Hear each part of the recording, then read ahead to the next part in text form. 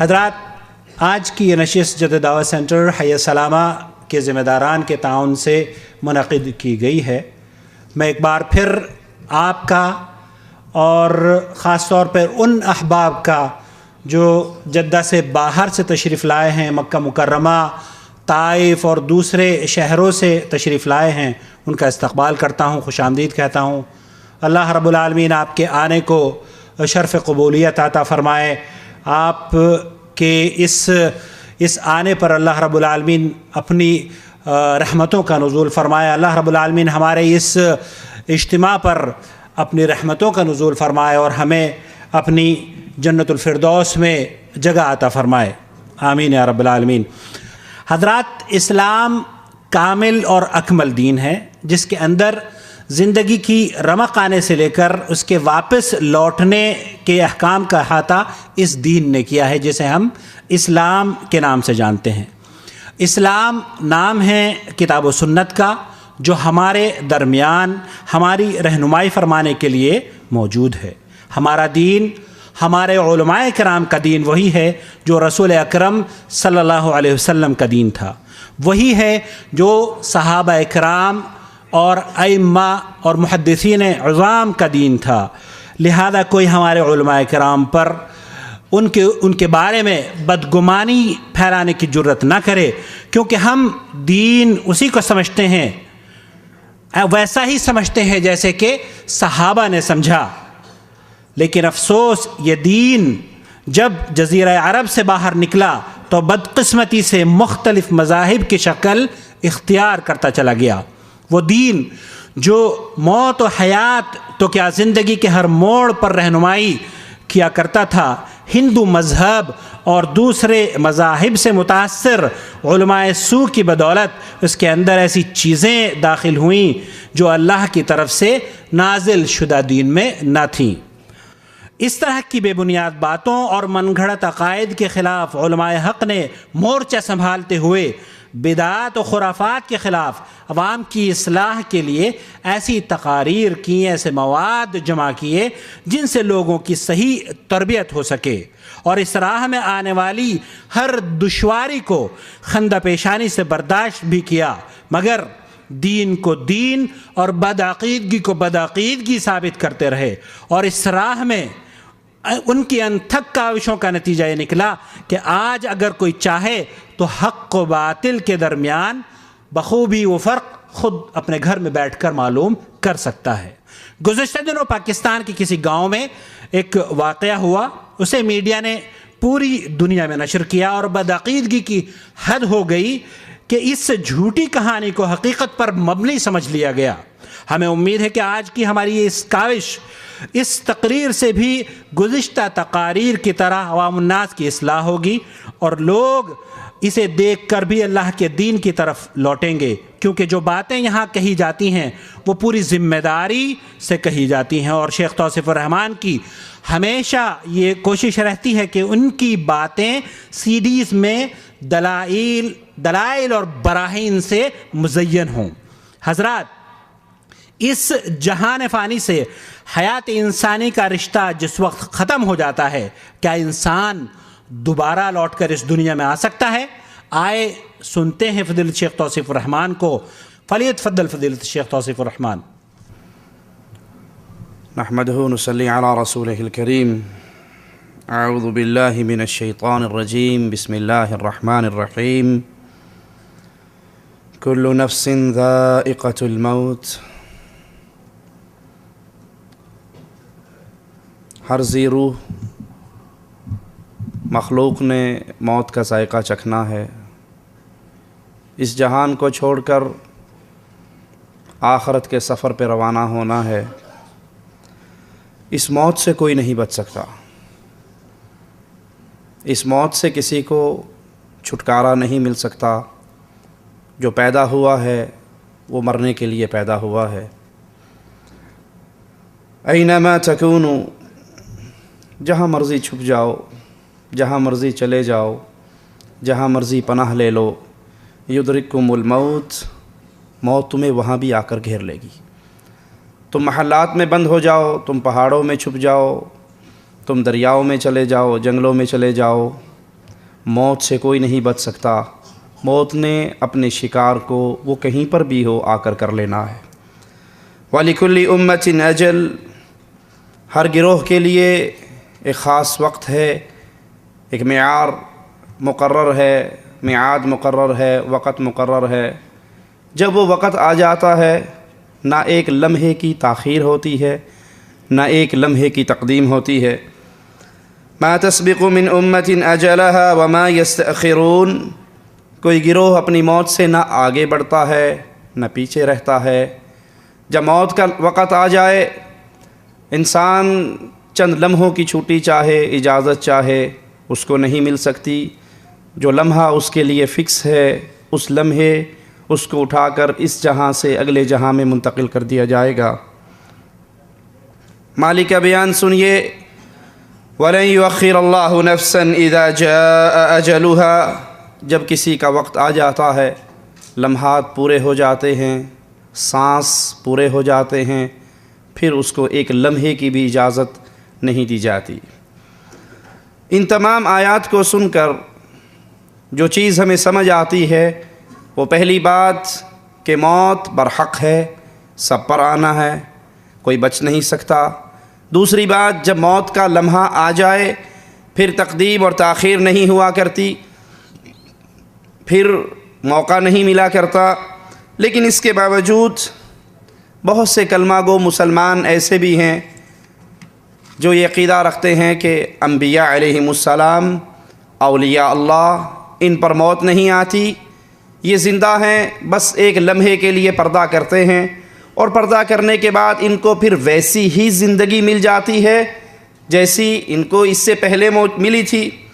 فتاوی رضویہ صفحہ 610 جلد نمبر 1 پر احمد رضا خان صاحب بریلوی لکھتے ہیں، انبیاء ان پر ایک آن ایک لمحے کے لیے موت آتی ہے، اس کے بعد روحانی جسمانی لحاظ سے ان کو حقیقی زندگی اور ابدی زندگی حاصل ہو جاتی ہے۔ احمد رضا خان صاحب بریلوی اپنی دوسری کتاب ملفوظات احمد رضا، یہ ہمارے ہاتھ کے اندر یہ کتاب موجود ہے، اس کے صفحہ 249 پر لکھتے ہیں، انبیاء کرام کی حیات حقیقی، حسی، دنیاوی ہے، ان پر تصدیق وعدہ الہی کے لیے ایک آن کے لیے موت آئی، پھر فوراً ہی ان کو ویسی ہی دنیاوی زندگی مل گئی۔ اس حیات پر وہی دنیا کے احکام لاگو ہوتے ہیں، ان کا ترکہ بانٹا نہ جائے گا، ان کی ازواج کو نکاح حرام، ازواج مطہرات پر عدت نہیں، وہ اپنی قبروں میں کھاتے پیتے ہیں، نماز پڑھتے ہیں، بلکہ سیدی محمد بن عبد الباقی زرقانی فرماتے ہیں کہ انبیاء علیہم السلام اپنی قبروں میں زندہ ہیں، ان پر ان کی بیوییں پیش کی جاتی ہیں جن سے وہ شباشی بھی کرتے ہیں۔ انا للہ و انا الیہ راجعون، لا حول ولا قوة الا باللہ۔ امام الانبیاء علیہ السلام کی توہین اس سے بڑھ کر اور کیا یہ ان کی طرف نسبت کرنے والے لوگ کریں گے؟ کہتے ہیں کہ نبی اپنی قبر میں زندہ ہیں، ان کی بیوییں پیش ہوتی ہیں جن سے وہ شباشی کرتے ہیں۔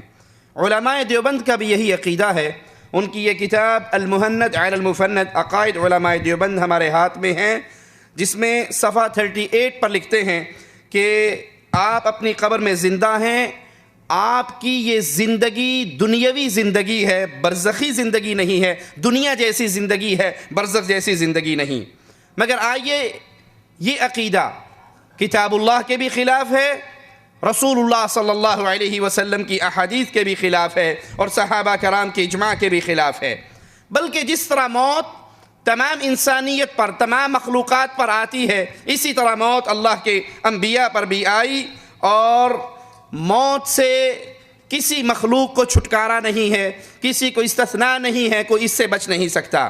کل من علیہا فان، اس دھرتی پہ جو کچھ بھی ہے، جو پیدا ہوا ہے وہ مرنے کے لیے پیدا ہوا ہے، زمین پہ جو ہے سب نے فنا ہو جانا ہے۔ وَيَبْقَى وَجْهُ رَبِّكَ ذُو الْجَلَالِ وَالْإِكْرَامِ، صرف تیرے رب کی ذات عظمت والی، عزت والی ہے، وہ باقی رہنے والی ہے، باقی سب کے لیے موت ہے۔ امام الانبیاء علیہ السلام کے بارے میں قرآن حکیم کی آیت کو سنیے، وَمَا مُحَمَّدٌ إِلَّا رَسُولٌ قَدْ خَلَتْ مِن قَبْلِهِ الرُّسُلُ أَفَإِن مَّاتَ أَوْ قُتِلَ انقلبتم عَلَىٰ أَعْقَابِكُمْ۔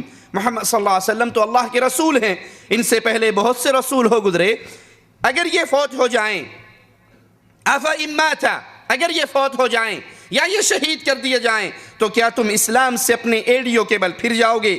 دوسرے مقام پہ غور کیجئے، مالک فرماتا ہے وَمَا جَعَلْنَا لِبَشَرٍ مِّن قَبْلِكَ الْخُلْدَ، اے نبی ہم نے آپ سے پہلے بھی کسی بشر کو ہمیشہ کی زندگی نہیں دی۔ أَفَإِن مِّتَّ فَهُمُ الْخَالِدُونَ، کہ اگر آپ مر گئے تو یہ ہمیشہ رہ جائیں گے؟ آپ پر بھی موت ہے اور ان ساری کائنات پر موت ہے، ہم نے کسی بشر کو ہمیشہ کی زندگی نہیں دی۔ کل نفس ذائقۃ الموت، ہر نفس نے، ہر ذی روح نے موت کا ذائقہ چکھنا ہے۔ انک میت وانہم میتون، بلا شبہ آپ بھی فوت ہونے والے ہیں اور یہ بھی فوت ہونے والے ہیں۔ مالک اپنے نبی سے کہتا ہے قل، اے نبی کہو ان صلاتی ونسکی ومحیای ومماتی للہ۔ امام الانبیاء علیہ السلام فرما رہے ہیں ان صلاتی، میری نماز، ونسکی، میری قربانی، ومحیای، میری زندگی، ومماتی، میرا مرنا، للہ رب العالمین، اللہ کے لیے ہے جو تمام جہانوں کا پالنے والا ہے۔ نبی پر بھی موت آنی، یہ عام عقیدہ مشہور ہو چکا ہے انڈیا پاکستان میں کہ جو شخص یہ کہے کہ نبی پر موت آئی یا آپ فوت ہوئے، یہ گستاخ ہے، یہ واجب القتل ہے، اس پر توہین رسالت کا فوراً پرچہ ہونا چاہیے۔ قرآن حکیم کی یہ آیات ہمیں بول بول کر بتا رہی ہے کہ نبی صلی اللہ علیہ وسلم پر موت آئی اور باقی کائنات نے بھی مرنا ہے۔ بالآخر وہ آخری گھڑیاں آ گئیں۔ سیدہ عائشہ رضی اللہ تعالی عنہا ان کے بارے میں فرماتی ہیں کہ رسول اللہ صلی اللہ علیہ وسلم میری گود میں سر رکھے ہوئے، میری باری میرے حجرے کے اندر، میری گود میں آپ کا سر، قریب ہی پانی کا ایک پیالہ جس میں آقا علیہ السلام اپنے پیارے ہاتھ کو ڈالتے اور پھر اس پانی والے ہاتھ کو اپنے چہرے پہ پھیر لیتے اور کہتے لا الہ الا اللہ ان للموت سکرات، بے شک موت کی بہت سختیاں ہیں۔ اسی حالت میں امام الانبیاء علیہ السلام نے اپنے پیارے ہاتھ کو بلند کیا اور پھر وہ آہستہ آہستہ آپ کا ہاتھ نیچے آیا اور سیدہ عائشہ فرماتی ہیں پھر میں سمجھ گئی کہ امام الانبیاء علیہ السلام کی مبارک روح آپ کے پیارے جسم سے نکل کر اللہ کی جنتوں کی طرف روانہ ہو گئی۔ سیدنا ابو بکر رضی اللہ عنہ وارضا، ان کو یہ خبر ملتی ہے امام الانبیاء کے حجرے میں آتے ہیں، اپنی بیٹی کے حجرے میں آتے ہیں، آقا علیہ السلام کے پیارے چہرے سے چادر اتارتے ہیں، آپ کے ماتھے کو چومتے ہیں، وا نبیہ وا صفیہ وا خلیلہ، یہ آوازیں لگاتے ہیں، پیارے نبی، پیارے دوست، پیارے خلیل، اور پھر کہتے ہیں اللہ کے نبی آپ کی زندگی بھی مبارک تھی، آپ کی موت بھی مبارک ہے، اللہ نے جو موت آپ کی قسمت میں لکھی تھی وہ آپ کو آ چکی ہے، اللہ آپ پر دو موتیں کبھی جمع نہیں کرے۔ مسجد میں آتے ہیں صحابہ کرام، سیدنا عمر تلوار لے کر کھڑے ہیں، جس نے کہا محمد کریم صلی اللہ علیہ وسلم فوت ہو گئے، میں اس کی گردن کاٹ دوں گا۔ صدیق اکبر کہتے ہیں عمر بیٹھ جاؤ، ممبر پہ کھڑے ہو کے خطبہ پڑھتے ہیں، من كان منكم يعبد محمد فإن محمد قد مات صلی اللہ علیہ وسلم۔ تم میں سے اگر کوئی محمد صلی اللہ علیہ وسلم کی عبادت کرتا تھا وہ سن لے کہ محمد علیہ السلام فوت ہو چکے ہیں۔ ومن كان يعبد اللہ، اور جو اللہ کی عبادت کرتا ہے فإن اللہ حی لا يموت، تو اللہ وہ ذات ہے جو ہمیشہ سے ہے اور ہمیشہ تک کے لیے ہے، اس پر کبھی موت نہیں آنی۔ لیکن امام الانبیاء، امام کائنات، امام اعظم محمد الرسول اللہ صلی اللہ علیہ وسلم کے بارے میں ابو بکر صدیق کے جملے سنیے، یہ کہنے والوں جو نبی کو مردہ کہے گا وہ گستاخ ہے، وہ واجب القتل ہے، وہ دین اسلام سے خارج ہو گیا، اس پہ توہین رسالت کے پرچے کروا دو۔ امام الانبیاء کے سب سے پیارے، سب سے قریبی، سب سے عظیم ساتھی کہہ رہے ہیں کہ محمد صلی اللہ علیہ وسلم فوت ہو گئے۔ ابو بکر صدیق رضی اللہ عنہ وارضا نے یہ کہنے کے بعد پھر قرآن حکیم کی آیت کو پڑھا، وما محمد الا رسول۔ سیدنا عمر کہتے ہیں جب میں نے یہ آیت سنی مجھے یقین ہو گیا کہ اللہ کے نبی علیہ السلام فوت ہو گئے، میرے جسم کا بوجھ میری ٹانگوں نے اٹھانے سے انکار کر دیا اور میں گھٹنوں کے پل زمین کے اوپر گر گیا۔ امام الانبیاء علیہ السلام اپنی رب کی جنتوں کے مہمان، صحیح بخاری کے اندر آپ علیہ السلام کا ایک طویل خواب ہے جس میں اللہ کے رسول علیہ السلام کو دو فرشتے مختلف مقامات پر لے کر جاتے ہیں، اور پھر آپ علیہ صلاۃ والسلام آخر میں کہتے ہیں آج تم نے مجھے بہت جگہ پر سیر کروائی، بہت چیزیں دکھائی، ذرا مجھے اس کی تفصیل بھی بتاؤ۔ تو انہوں نے کہا کہ یہ جو پہلا جگہ آپ نے دیکھی یہ عام مسلمانوں کے رہنے کی جنت ہے، یہ دوسری جگہ جو دیکھی یہ شہیدوں کا گھر ہے، میں جبرائیل ہوں، یہ میکائیل ہے، آپ اپنا سر تو اٹھائیں۔ امام الانبیاء علیہ صلاۃ والسلام نے اپنے مبارک سر کو اوپر کیا تو آپ کو ایک بادل کی طرح کی کوئی چیز نظر آئی، کہا اے امام الانبیاء علیہ صلاۃ والسلام یہ آپ کا مقام ہے۔ رسول اللہ صلی اللہ علیہ وسلم نے فرمایا مجھے چھوڑ دو، میں اپنے مقام میں چلا جاؤں، تو انہوں نے کہا نہیں، ابھی دنیا میں آپ کی زندگی کا کچھ عرصہ باقی ہے جس کو گزارنے کے بعد پھر آپ اپنے مکان میں تشریف لے آئیں گے۔ صحیح بخاری حدیث نمبر 1303۔ جب انسان مر جاتا ہے مرنے کے بعد وہ اگلے جہان میں چلا جاتا ہے۔ امام الانبیاء نے فرمایا مجھے چھوڑ دو، میں اپنے مکان میں چلا جاؤں، کہا نہیں، ابھی دنیا کی کچھ زندگی آپ کی باقی ہے جس کو گزارنے کے بعد پھر آپ اپنی اس جنت میں اور اپنے مقام میں آ جائیں گے۔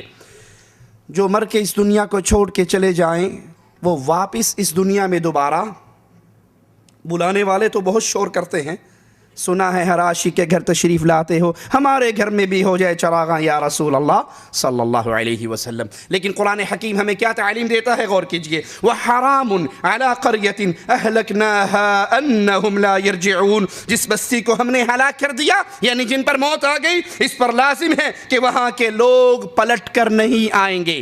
جو یہاں سے چلے گئے وہ واپس، یہ جو مولوی پٹی پڑھاتے ہیں نا، جمعرات کو دروازہ کھٹکتا ہے، پوچھتے ہیں کون؟ وہ کہتے ہیں روحیں آتی ہیں جمعرات کو اور پوچھتی ہیں کیا پکایا ہے، اگر جواب ملے ماشاءاللہ حلوہ بھی ہے، مرغا بھی ہے، بکرا بھی ہے، رانے بھی بھونی بھی ہے، کہتے ہیں مبارک ہو آپ نے ہمارا بڑا اہتمام کیا، اور اگر جواب ملے کیا پکایا، مسور دی دال پکی، کہتے ہیں پھر وہ تھوڑا ساڑھے واسطے دال ہی رہ گی سی۔ یہ جھوٹ بولتے ہیں، کیوں؟ یہ کہانی ہے، یہ قصے یہ کیوں کھڑے ہوئے؟ کیونکہ جو کچھ پکتا ہے وہ پبلک کو تو نہیں ملتا نا، وہ سارا پیک ہو کے مولوی کے ساتھ جاتا ہے، اسی لیے وہ کہتا ہے کہ دال مسور والی پر روحیں لعنت کرتی ہیں اور بکرے مرغے حلوے چھترے والوں پر دعائیں دے کر جاتی ہیں۔ لیکن قرآن کیا کہتا ہے، جس کو موت آ گئی، جس نے موت کے بعد اس جہان کو چھوڑا، وہ واپس اس جہان میں نہیں آیا کرتی۔ أَلَمْ يَرَوْا كَمْ أَهْلَكْنَا قَبْلَهُمْ مِنَ الْقُرُونِ أَنَّهُمْ إِلَيْهِمْ لَا يَرْجِعُونَ، کیا انہوں نے نہیں دیکھا کہ ان سے پہلے بہت سی قوموں کو ہم نے غارت کیا، وہ ان کی طرف لوٹ کر نہیں آئیں گے، جو فوت ہو کے اس جہان سے چلے گئے وہ اللہ کی جنت میں مہمان ہیں یا عذاب والے معاملے میں ہے، دونوں صورتوں میں ان کے لیے واپس دنیا پر واپسی نہیں ہے۔ حتیٰ کہ شہید، اس کو بھی دنیا میں واپس آنے کی اجازت نہیں ملتی۔ قرآن حکیم کی آیات پہ غور کیجئے، ایک شہید جو اپنے نبیوں کی مدد کے لیے دوڑتا ہوا آتا ہے اور پھر آواز لگاتا ہے انی آمنت بربکم فاسمعون، میری سنو، میں تو سچے دل سے تم سب کے رب پر ایمان لا چکا ہوں، میں مسلمان ہو چکا ہوں، میں ایمان لا چکا ہوں، پھر ظالم اس کو قتل کر دیتے ہیں، وہ شہید ہو جاتا ہے، آوازہ لگاتا ہے قیل ادخل الجنہ، اس کو کہا جاتا ہے چلو شہید ہو گئے اللہ کی جنت کے مہمان بن جو، قال یا لیت قومی یعلمون، وہ حسرت بھرے الفاظ میں کہتا ہے قال یا لیت قومی یعلمون، اے کاش میری قوم کو پتہ لگ جائے کہ شہادت کے بعد میرے ساتھ کیا سلوک ہوا ہے، بما غفر لی ربی وجعلنی من المکرمین، میرے اللہ نے مجھے بخش دیا ہے اور عزت والوں میں مجھے شامل کر دیا۔ وہ کہتا ہے کاش میری قوم کو پتہ لگ جائے، وہ اپنی قوم کو رپورٹ دینے کے لیے واپس نہیں آ سکا، اس کو واپس نہیں آنے دیا گیا، وہی سے کہتا ہے یا لیت قومی یعلمون، اے کاش میری قوم کو پتہ لگ جائے، وہ بھی اس توحید کی دعوت کو سینے سے لگائے اور اس دعوت کو دیتے ہوئے شہادت کا مقام پائے، لیکن اس شہید کو دنیا میں آ کر اپنی قوم کو خبر دینے کی اجازت نہیں ملی۔ صحیح مسلم میں ہے، سائل کہتا ہے ہم نے عبداللہ ابن مسعود رضی اللہ عنہ وارضاہ سے قرآن حکیم کی ایک آیت وَلَا تَحْسَبَنَّ الَّذِينَ قُتِلُوا فِي سَبِيلِ اللَّهِ أَمْوَاتًا بَلْ أَحْيَاءٌ عِنْدَ رَبِّهِمْ يُرْزَقُونَ، جو لوگ اللہ کی راہ میں مارے جائیں انہیں مردہ نہ کہو بلکہ وہ زندہ ہیں، اپنے رب کے ہاں رزق پاتے ہیں۔ ہم نے اس آیت کی تفسیر، اس آیت کے بارے میں ان سے سوال کیا تو کہنے لگے کہ ہم نے اس آیت کے بارے میں رسول اللہ صلی اللہ علیہ وسلم سے پوچھا تھا تو آپ نے فرمایا شہیدوں کی روحیں سبز پرندوں کے قالب کے اندر، شکل کے اندر، قندیلوں پنکھڑیوں میں لٹکی رہتی ہیں، جو عرش الہی سے لٹکی ہوئی جنت میں جہاں چاہتی ہیں کھاتی ہے، پیتی ہے، اڑتی ہے۔ ایک مرتبہ اللہ نے ان شہیدوں کی روحوں سے پوچھا مانگو کیا مانگتے ہو؟ وہ جواب میں کہنے لگے اللہ تو نے ہمیں کیا کچھ عطا کیا ہے، ہم جنت میں جہاں چاہتی ہیں گھومتی ہیں، جو چاہتی ہیں کھاتی پیتی ہیں۔ مالک پھر کہتا ہے مانگو کیا مانگتے ہو؟ پھر مالک نے کہا مانگو کیا مانگتے ہو؟ تین دفعہ یہ سوال ہونے کے بعد شہداء کی روحوں نے کہا اللہ ہم ایک ہی ڈیمانڈ کرتے ہیں، ہماری روحوں کو دوبارہ ہمارے جسموں میں ڈال کر دنیا پہ بھیج، ہم تیرے راستے میں جہاد کرتے ہوئے شہادت کا مزہ دوبارہ لینا چاہتے ہیں۔ تو مالک نے جب دیکھا کہ ان کی کوئی خواہش نہیں تو پھر ان کو چھوڑ دیا گیا، واپس آنے کی اجازت ان شہداء کو بھی نہیں ملی۔ ترمذی میں ہے سیدنا جابر کے والد کے بارے میں رسول اللہ صلی اللہ علیہ وسلم نے پوچھا، رسول اللہ صلی اللہ علیہ وسلم نے فرمایا کہ ان سے اللہ تعالیٰ نے سوال کیا کہ جو تمہاری ڈیمانڈ ہے مانگو، جو تم طلب کرنا چاہتے ہو کرو۔ تو کہنے لگے اے اللہ میری طلب، میری ڈیمانڈ، میری خواہش یہ ہے کہ مجھے پھر زندہ کر، مجھے پھر دنیا میں بھیج، مجھے پھر زندہ کر، میں تیرے رستے میں دوسری بار قتل ہونا چاہتا ہوں، دوسری بار میں تیرے رستے میں اس دنیا سے جانا چاہتا ہوں، مجھے پھر دنیا کے اندر واپس لوٹا، میری روح کو واپس لوٹا۔ تو مالک نے فرمایا قد سبق منی انہم لا یرجعون، یہ تو میرا فیصلہ ہے، یہ قول سبقت لے گیا ہے کہ وہ دوبارہ دنیا میں نہیں آئیں گے۔ شہداء اللہ سے ڈیمانڈ کر رہے ہیں، شہداء اللہ سے سوال کر رہے ہیں ہمیں دنیا پہ بھیج، ہم دنیا پہ جا کے دوبارہ شہید ہونا چاہتے۔ تو مالک نے فرمایا یہ تو میرا فیصلہ ہے، جو یہاں پر آ جائے وہ واپس نہیں جایا کرتا۔ ابو داؤد میں ہے جب مومن بندے کو سوال و جواب کے بعد اسے جہنم کا گھر دکھایا جاتا ہے اور کہا جاتا ہے اللہ نے تجھے معاف کیا، تیرے اس گھر کو کینسل کر کے یہ تیرا جنت کا گھر ہے، تجھے یہ عطا کر دیا، اگر تو اس ایمان کے راستے پہ نہ چلتا جہنم کے گھر میں آتا، ایمان کے راستے پہ چلا، اللہ نے رحمت کی، تیرے اعمال کو قبول کیا، اب یہ تیرا جنت والا گھر ہے، تو اس گھر کے اندر رہنے والا ہے۔ تو وہ فوراً فرشتوں سے کہتا ہے ذرا مجھے چھوڑ دو، ذرا مجھے چھوڑ دو، میں واپس جا کر اپنے گھر والوں کو یہ خوشخبری دینا چاہتا ہوں کہ مجھے اللہ نے جنت عطا کر دی۔ لیکن اسے کہا جاتا ہے اب یہیں ٹھہرو، اب یہیں ٹھہرو، دنیا کی واپسی کے سلسلے بند ہیں، ختم ہو چکے ہیں، تمہارا اگلا جہان آغاز ہو چکا ہے، اب یہیں ٹھہرو، واپسی نہیں ہے۔ مگر افسوس قرآن و حدیث کے اتنے واضح دلائل کے باوجود آج علماء دیوبند اور علماء بریلی ان عقائد، ان دلائل کے خلاف یہ عقیدہ رکھتے ہیں کہ اولیاء مرنے کے بعد جب چاہیں جہاں چاہیں آتے جاتے ہیں، نبی بھی آتے جاتے ہیں، اولیاء بھی آتے جاتے ہیں، پیر و فقیر بھی آتے جاتے ہیں۔ یہ ہمارے ہاتھ کے اندر اشرف علی تھانوی صاحب کی اشرف السمانے جلد نمبر 1 ہے اور اس کے صفحہ نمبر 15 کے اوپر یہ قصہ لکھا ہوا کہ ہمارے پردادا وہ جا رہے تھے، راستے میں ڈاکوؤں نے حملہ کیا، بارات میں جا رہے تھے، حملہ کیا، حملہ ہونے کے بعد یہ مارے گئے، قتل ہو گئے۔ کہا شہادت کے بعد ایک عجیب واقعہ ہوا، شب کے وقت اپنے گھر مثل زندہ تشریف لے آئے اور گھر والوں کو مٹھائی لا کر دی اور فرمایا اگر تم کسی سے ظاہر نہ کرو گی تو روز آیا کریں گے، مٹھائی بھی لایا کریں گے۔ بیگم صاحبہ مان گئی، پھر کہنے لگی ان کو اندیشہ ہوا، لیکن ان کے گھر کہ لوگوں کو یہ اندیشہ ہوا کہ گھر والے جب بچوں کو مٹھائی کھاتے دیکھیں گے تو معلوم نہیں کیا شبہ کریں، اس لیے ظاہر کر دیا کہ رات اشرف علی تھانوی کے پردادا صاحب آئے تھے، مٹھائی کا ڈبہ بھی لائے تھے، لیکن چونکہ راز لیک آؤٹ ہو گیا، تھانوی صاحب کہتے ہیں اس کے بعد ساڈا دادا موڑ کے نہیں آیا، پھر دوبارہ وہ تشریف نہیں لائے۔ قرآن و حدیث کے دلائل، آیات اور احادیث میں نے آپ کے سامنے رکھ دی، لیکن اس کے برخلاف جو واقعات معاشرے کے اندر، جو عقائد معاشرے کے اندر پیش کیے جا رہے ہیں۔ ہمارے ہاتھ میں چھوٹا سا کتابچہ مکتبہ دینیات بلال پارک باغبان پورا لاہور سے شائع ہوا، قبر کی زندگی، موت کے چند مناظر، واقعات و مشاہدات، جس کے رائٹر ہیں پروفیسر ڈاکٹر نور احمد، نشتر میڈیکل کالج ملتان، یہ ملتان ڈویژن کے تبلیغی جماعت کے امیر ہیں۔ اس کے صفحہ 39 پہ لکھتے ہیں طاہر شاہ صاحب کا مر کر زندہ ہونا، ماشاءاللہ، مر کر پھر زندہ ہونا۔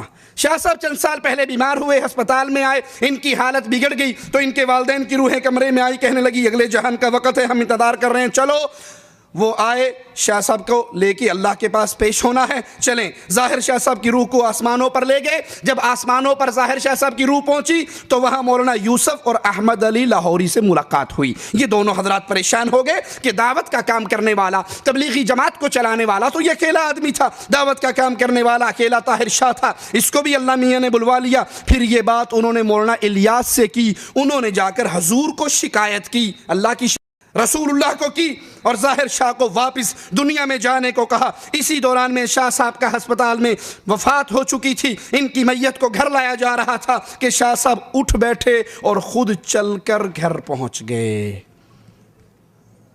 مر بھی گیا، اتو پھیرا بھی پا آیا تے کر بھی پڑ گیا۔ انا للہ و انا الیہ راجعون۔ یہ ہمارے ہاتھ میں بہجت القلوب مولانا زکریا صاحب کے لیے رسول اللہ صلی اللہ علیہ وسلم کی طرف سے 40 بشارتیں اس کے اندر موجود ہیں۔ اس کا صفحہ نمبر 54 ہے۔ 54 پہ یہی عقیدہ بیان ہوا۔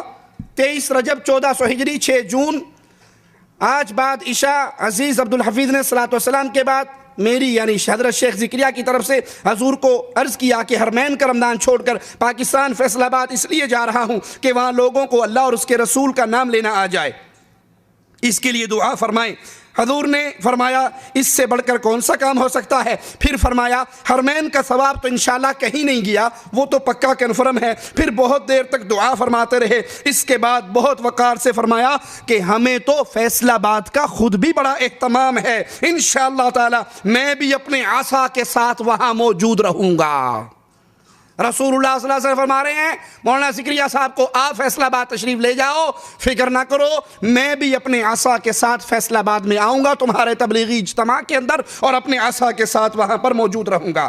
ارواح ثلاثہ صفحہ 233 پر دارالعلوم دیوبند میں استادوں کے درمیان جھگڑا ہوا۔ صفحہ 233 ارواح ثلاثہ، رائٹر ہیں مولانا اشرف علی تھانوی صاحب۔ دو استادوں میں جھگڑا ہوا اور یہ جھگڑا بڑھتے بڑھتے صدر مدرس صاحب بھی اس کے اندر شامل ہو گئے۔ مولانا محمود الحسن گو اصل جھگڑے میں شریک نہ تھے، لیکن انہیں اس قسم کے امور سے دلچسپی تھی، مگر صورتحال ایسی پیش آئی کہ مولانا بھی بجائے غیر جانبدار رہنے کے ایک جانب جھک گئے۔ یہ واقعہ طول پکڑ گیا۔ ایک دن صبح سویرے مولانا رفیع الدین نے محمود الحسن کو اپنے حجرے میں جو دارالعلوم دیوبند میں ہے بلایا۔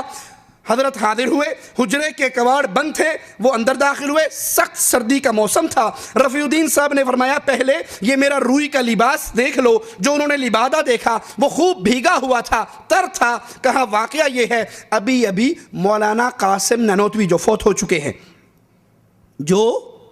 ہو چکے ہیں مولانا قاسم نانوتوی جسد عنصری کے ساتھ میرے پاس تشریف لائے، جس سے میں اچانک ایک دم پسینہ پسینہ ہو گیا کہ یہ حضرت تو فوت ہو چکے، عرصہ گزر گیا، قبروں میں دفن ہو گئے، اب یہ دوبارہ زندہ سلامت چل کر کیسے آ گئے؟ کہا میرا لباس پسینہ پسینہ ہو گیا، اور کہنے لگے محمود الحسن سے کہو اس جھگڑے میں نہ پڑے۔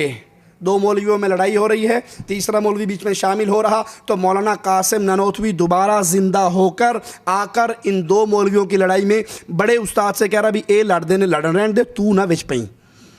اس نے اسی وقت ہاتھ پہ بیعت کی مولانا رفیع الدین صاحب کے حضرت میں توبہ کرتا ہوں آپ کے ہاتھ پر، آئندہ اس جھگڑے میں میں کچھ بھی نہیں بولوں گا۔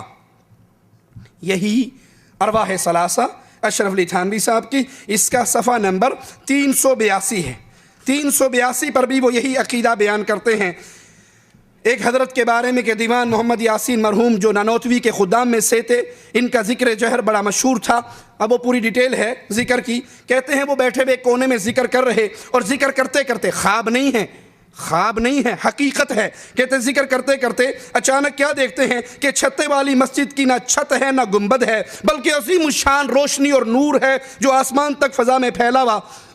اچانک آسمان سے ایک تخت اترنا شروع ہوتا ہے، وہ تخت اترتے میرے قریب آ کے بالکل زمین پہ رک جاتا ہے، اور میں کیا دیکھتا ہوں کہ اس تخت پر رسول اللہ صلی اللہ علیہ وسلم تشریف فرما ہے، خلفائے اربعہ ہر 4 کونوں پر موجود ہیں۔ وہ تخت میرے بالکل قریب آ جاتا ہے، اللہ کے نبی صلی اللہ علیہ وسلم خلفائے اربعہ میں سے کسی ایک خلیفہ کو کہتے ہیں جاؤ مولانا محمد قاسم کو بلا لو، وہ تشریف لے گئے اور مولانا محمد قاسم نانوتوی کو بلا کر لے آئے۔ حضرت نے ارشاد فرمایا مولانا مدرسے کا حساب لائیے، چیک کروائیے۔ لگتا اللہ کے نبی کو کسی نے شکایت کی تھی کہ فراڈ ہو انڈیا ہے، مولانا لاؤ حساب کتاب چیک کراؤ۔ وہ فوراً حاضر ہوئے، حساب کتاب بتلانا شروع کر دیا، ایک ایک پائی کا حساب دے دیا، اور نبی صلی اللہ علیہ وسلم کی خوشی اور مسرت کی اس وقت کوئی انتہا نہ رہی، بہت خوش ہوئے۔ فرمایا اچھا مولانا اب اجازت ہے، آڈٹ ہو گیا تہاڈا، تسی پاس ہو، کوئی فراڈ کوئی غبن کوئی دھوکہ نہیں کیا، اب ہمیں اجازت ہے۔ حضرت نے عرض کی جو آپ کی مرضی مبارک ہو۔ اس کے بعد وہ تخت جس طرح آسمان سے اترا تھا ویسے ہی آسمان پر عروج کرتا ہوا نظروں سے غائب ہو گیا۔ انہیں ضرورت پڑے چندے کا حساب چیک کروانے کے لیے تو اللہ کے رسول صلی اللہ علیہ وسلم تشریف لے آتے ہیں، ان کے پردادا قتل ہو جائیں تو واپس آ جاتے ہیں۔ لا حول ولا قوت الا باللہ۔ اسی طرح کا عقیدہ ایک مولانا طارق جمیل صاحب بھی بیان کرتے ہیں اپنی کیسٹ میں، CD میں۔ کہتے ہیں کچھ لوگ جہاد پہ گئے، 9 ساتھی تھے، 8 مارے گئے، 1 گرفتار ہو گیا۔ وہ جیل سے بھاگا اور 3 دن سے مسلسل دوڑ رہا تھا، بھاگ رہا تھا، اچانک اسے پیچھے گھوڑوں کی آواز آئی۔ اس نے کہا لے مارا گیا، میں تو جیل سے بچ کے بھاگا تھا، یہ تو پکڑنے والے آگے۔ ابھی وہ یہی سوچ رہا، پیچھے سے اس کا نام لے کر حبیب، تو اس نے مڑ کے دیکھا کہ تو میرا نام بھی جانتے ہیں۔ مڑ کے دیکھا تو وہی 8 ساتھی تھے جو فوت ہو چکے تھے، جو شہید ہو چکے تھے۔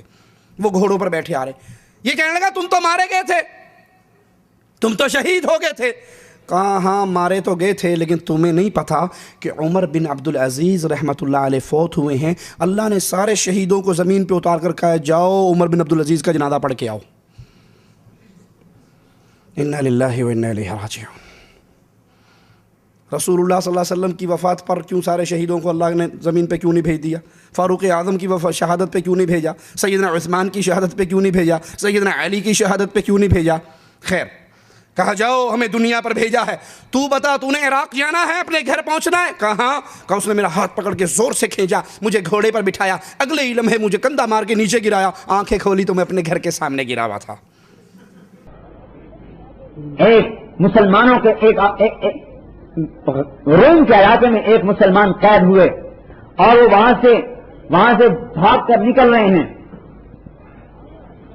تیسری رات ہے ان کو روم میں چلتے ہوئے، ان کے 8 ساتھی قتل ہو چکے تھے، یہ 9 بچ گئے تھے، یہ وہاں سے بھاگ کے آ رہے ہیں۔ پھر پیچھے سے گھوڑے کے ٹاپوں کی آواز آئی، سمجھنے لگے کہ بس میں تو پکڑا گیا۔ میرے پیچھے آئے پکڑنے والے، پیچھے جو مڑ کے دیکھا ایک نے آواز دی حبیب، ارے یہ میرا نام کیسے جانتا ہے؟ حبیب۔ قریب آئے تو دیکھا وہ ساتھی جو قتل ہو چکے تھے گھوڑوں پہ سوار۔ ارے اولیس قد قتلتم، ارے تم تو سارے قتل ہو گئے تھے۔ ہاں تمہیں خبر ہے کیا ہوا ہے؟ کہا عمر بن عبدالعزیز کا انتقال ہو چکا ہے اور اللہ نے تمام شہداء کو کہا اس کا جنازہ پڑھو جا کر، ہم سب وہاں آ رہے ہیں، تم نے گھر جانا ہے؟ یہ روم میں گھر جانا ہے؟ کہنے کہ ہاں۔ ناولنی، ہاتھ پکڑاؤ، میرا ہاتھ پکڑا، اربکانی، اور مجھے پیچھے گھوڑے پر بٹھایا، اور اس کا گھوڑا چند قدم چلا ہوگا کہ اس نے خفقنی خفقتن، اس نے مجھے زور سے ٹہنی ماری اور میں جو الٹ کے گرا تو گھر کے دروازے کے سامنے پڑا۔ عراق، روم سے عراق۔ یہی عقیدہ اسی طرح کا طارق جمیل صاحب کے عقیدے کے مطابق کیا ہے کہ مرنے کے بعد پھر شہداء اولیاء اللہ زمین پہ جب چاہیں آ جاتے ہیں، چلے جاتے ہیں، یا اللہ بھیج دیتا ہے کہ جاؤ جنازہ پڑھ کر آؤ۔ یہ من گھڑت جھوٹی روایتیں۔ اسی طرح کا عقیدہ پروفیسر ڈاکٹر طاہر القادری صاحب بھی بیان کرتے ہیں، ذرا وہ بھی سنیے۔ وہ فرماتے ہیں کربلا میں جب شہادت حسین ہو گئی، رات پڑ گئی کربلا میں، اور سیدہ سکینہ کہنے لگی پھوپھی زینب آج رات ہمارے خیمے کا پہرا کون دے گا؟ تو پھوپھی نے کہا کہ پریشان نہ ہو، میں اس خیمے کے باہر پہرے دار بنوں گی۔ وہ پہرا دے رہی، اچانک ایک آدمی کو دیکھا وہ خیمے کی طرف آ رہا۔ سیدہ زینب نے کہا آنے والے اللہ تجھ پہ رحم کرے، یہ تو سیدہ فاطمہ کی بیٹیوں کا خیمہ ہے، تو کون ہے، کیوں آ رہا ہے؟ ہمارے خیمے میں تو کوئی مرد بھی نہیں ہے، تو آنے والا کون ہے؟ کہا اس نے قریب آ کے نقاب اٹھایا، کہا بیٹی پریشان کیوں ہوتی ہوں، میں تیرا باپ علی المرتضیٰ آیا ہوں، آج کی رات خیمے پر پہرا میں دوں گا۔ शहजादी सैयदा सकीना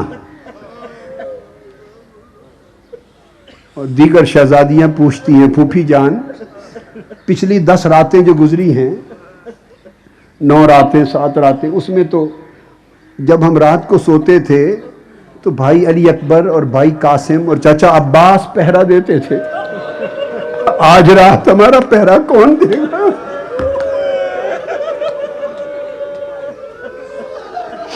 आज रात पहरा कौन देगा?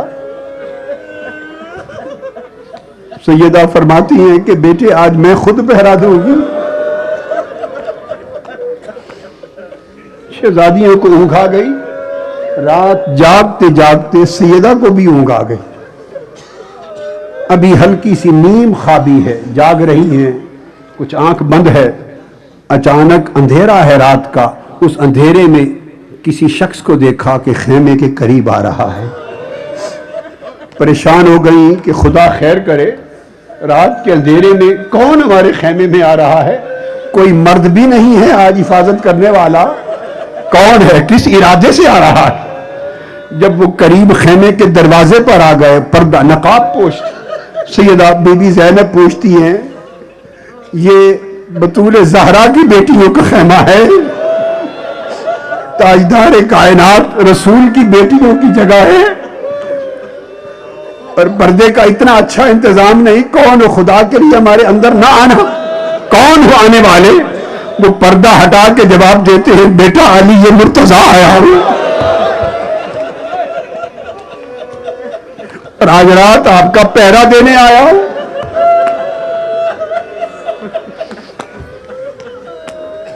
खुद पहरा देने आया हूं। इन्ना लिल्लाहि व इन्ना इलैहि राजिऊन। सैयदना अली शहादत हुसैन के बाद करबला के मैदान में पहुंचे। अरे अगर सैयदना अली करबला के मैदान में पहुंच सकते तो अपने बेटे की शहादत से पहले मदद के लिए क्यों नहीं पहुंचे? वही अकीदा जो तारिक जमील ने पेश किया।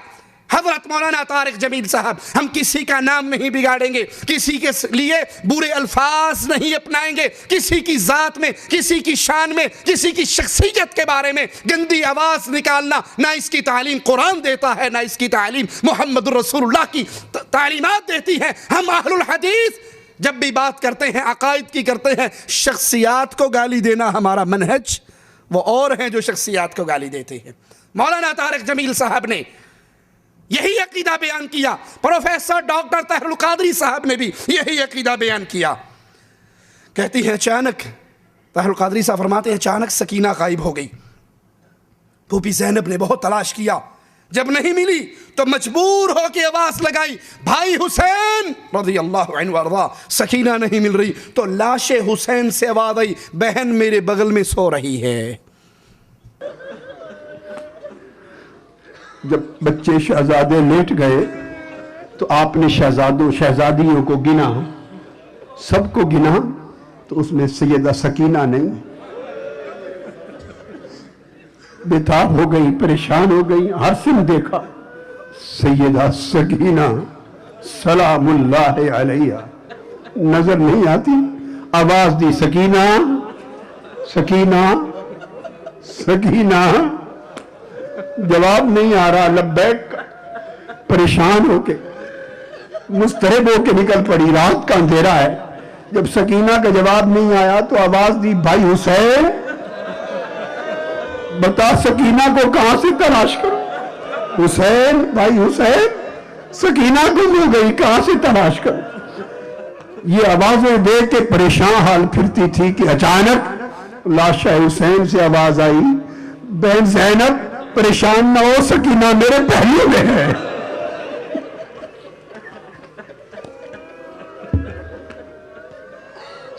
ये तो शहीद हो कि अल्लाह की जन्नतों में चले गए।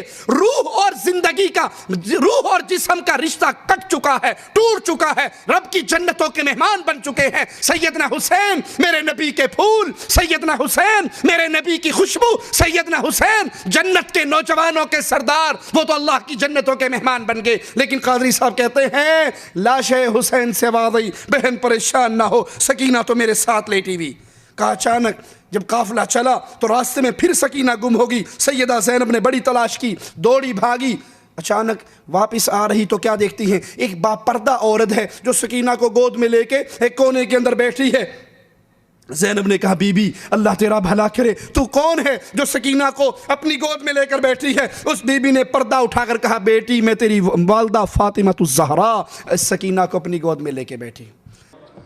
جب دمشق پہنچے رستے میں ایک مقام آیا، اس مقام پر پہنچ کر رات کا وقت ہے، قیام ہوا، پھر آپ نے کجاووں میں اونٹنیوں پر شہزادیوں کو گنا، سکینہ پھر نظر نہیں آتی، پھر نظر نہیں، آواز دی سکینہ سکینہ نہیں ملی، پریشان ہوئی، آپ اتر آئی بےتاب ہو کر۔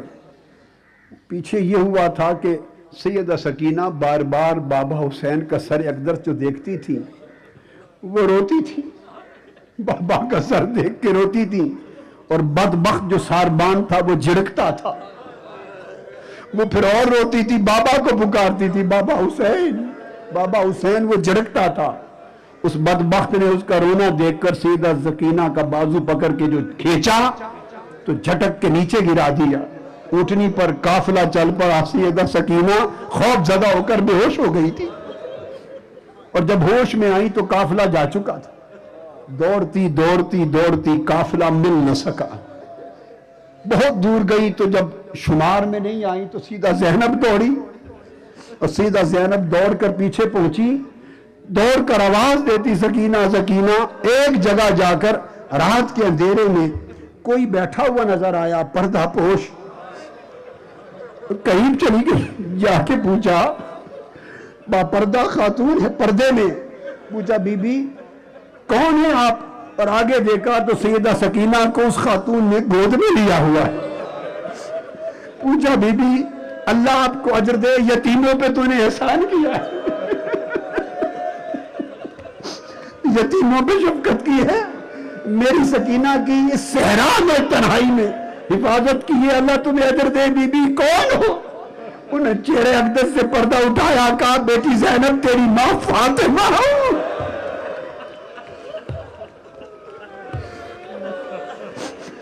سکینہ کی رکھوالی کے لیے آئی۔ یہی بدعقیدگی علماء دیوبند کی طرف سے بھی سننے کو مل رہی ہے، اور یہی بدعقیدگی علماء بریلی کی طرف سے بھی، کہ فوت ہونے کے بعد پھر اولیاء اللہ اس دنیا پر آ جاتے ہیں۔ کچھ من چلے نوجوان جب ہماری یہ گفتگو سنتے ہیں کہ قادری صاحب اور طاہر القادری اور مولانا طارق جمیل، ان دونوں کے مشترکہ عقائد کو جب ہم پیش کرتے ہیں تو ان کو غصہ آتا ہے، وہ ناراض ہوتے ہیں، لیکن ہم اللہ کی شریعت کی آوازیں کو بلند کرنے کے پابند ہیں۔ اگر وہی عقیدہ طاہر القادری بیان کرے، وہی عقیدہ طارق جمیل بیان کرے، تو اس کو عوام الناس کے سامنے پیش کرنے میں کیا حرج ہے؟ یہی بات یہاں سے مل رہی ہے اور یہی بات یہاں سے مل رہی، بلکہ آپ کو ایک منظر ہم اور دکھاتے ہیں۔ ایک ہی سٹیج پر منہاج القرآن کی مسجد ہے، طاہر القادری صاحب کا اجتماع ہے، اعتکاف کی راتیں ہیں، اور مولانا طارق جمیل خود چل کر طاہر القادری صاحب کی مسجد میں تشریف لائے۔ طاہر القادری صاحب نے خطاب کے بعد کہا یہ مولانا طارق جمیل ہمارے پاس تشریف لائے ہیں، یہ ہمارے مہمان ہیں، میں ان سے درخواست کرتا ہوں کہ آئیں اور دعائے خیر کریں۔ اور وہ آ کر دعا کرتے ہیں، اور دعا کرتے ہوئے الفاظ کیا ہیں؟ اے اللہ ان تمام حاضرین مجلس کو قبول فرما، ان کے جمع ہونے اور اعتکاف کو قبول فرما، اور یاد رکھیے جمع ہونے والے طاہر القادری صاحب کے مرید ہیں جن کی اکثریت اہل شرک ہے، وہ رسول اللہ صلی اللہ علیہ وسلم کو اللہ کے نور کا حصہ مانتے ہیں، وہ نبی کو مشکل کشا حاجت روا مانتے ہیں، وہ طاہر القادری کو سجدے کرنے والی قوم ہے۔ اور طارق جمیل صاحب کہہ رہے ہیں اللہ اس حضور کو، اس مجلس کو قبول فرما، ان کے اعتکاف کو قبول فرما، ان کے جمع ہونے کو قبول فرما، ان کے اس ادارے یعنی ادارہ منہاج القرآن، ان کے ادارے کو قبول فرما، ان کے محنت کرنے والوں کو قبول فرما، اس ادارے کے مؤسسین کو قبول فرما۔ کوئی مولانا طارق جمیل صاحب سے کہہ رہا ہوں کہ آئے ہمارے مہمان ہیں، کہ دعا اس مجلس میں یہ کروانا۔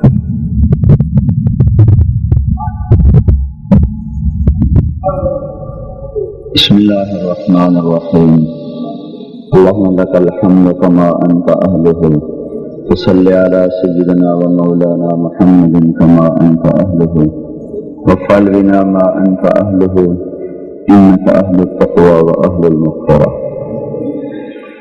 یا اللہ ان سب شرکائے مجلس کو قبول فرما، اپنی مرضیات کے مطابق چلنے والا بنا، اپنے اور اپنے محبوب کی محبت نصیب فرما، ان کے جمع ہونے کے اعتکاف کو قبول فرما، ان کے ادارے کو قبول فرما، محنت کرنے والے مؤسسین کو قبول فرما اور دنیا اور آخرت کی کامیابیاں نصیب فرما، ہر قسم کے شرور سے پناہ عطا فرما، ہر قسم کی محبت نصیب فرما، ہر قسم کی نفرتوں سے پاک فرما.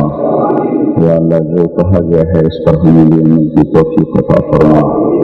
وصلی اللہ تعالی علی النبی الکریم آمین. اجازت ہے تو ایک بات عرض کرتا ہوں. بسم اللہ الرحمن الرحیم والصلاة والسلام علی رسولہ الکریم.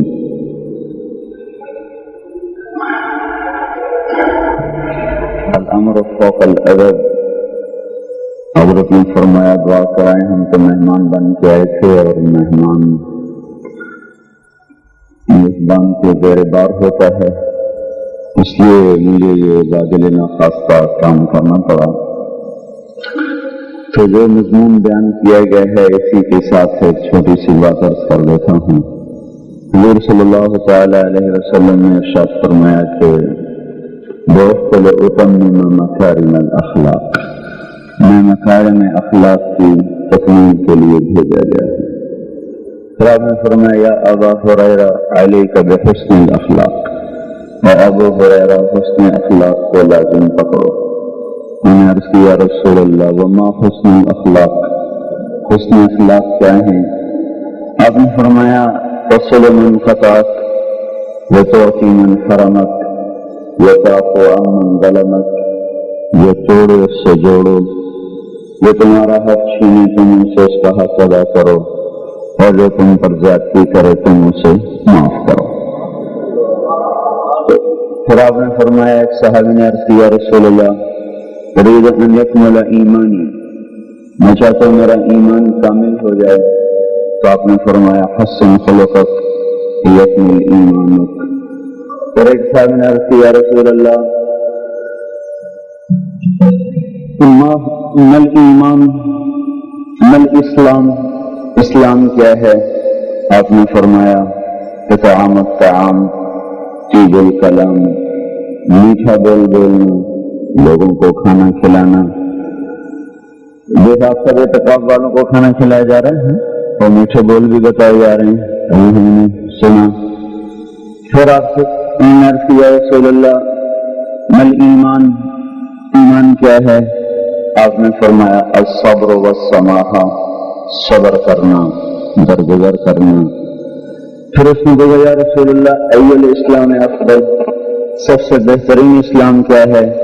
تو آپ نے فرمایا من سلم المسلمون من لسانہ ویدہ، سب سے بہترین اسلام یہ ہے کہ تمہاری زبان سے، تمہارے ہاتھ سے مسلمان کی عزت اور آبرو محفوظ رہے.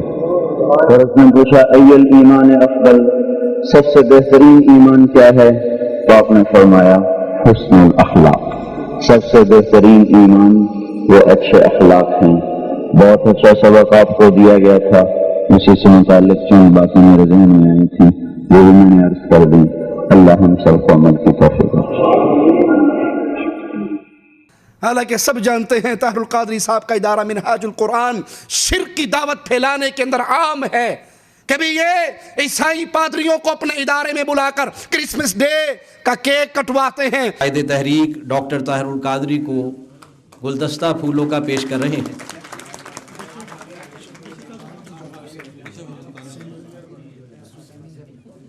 ان کی طرف اب بشپ آف ملتان کی جانب سے جو ہے وہ قائد تحریک کو کچھ گفٹس جو ہے وہ پیش کیے جا رہے ہیں.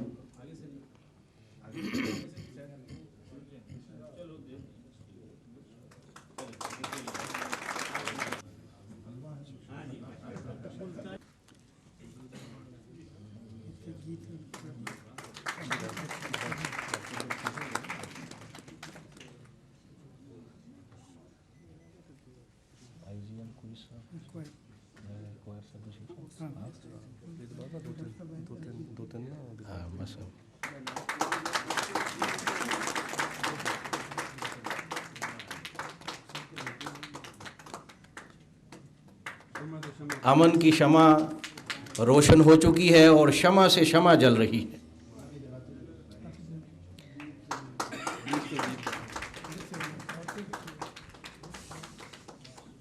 दीप से दीप जल रहे हैं और ये अमन की रोशनी जो है ये पूरी दुनिया को ये मैसेज दे रही है कि मुस्लिम मसीही बरादरी एक हैं और वो अमन पर बिलीव करते हैं।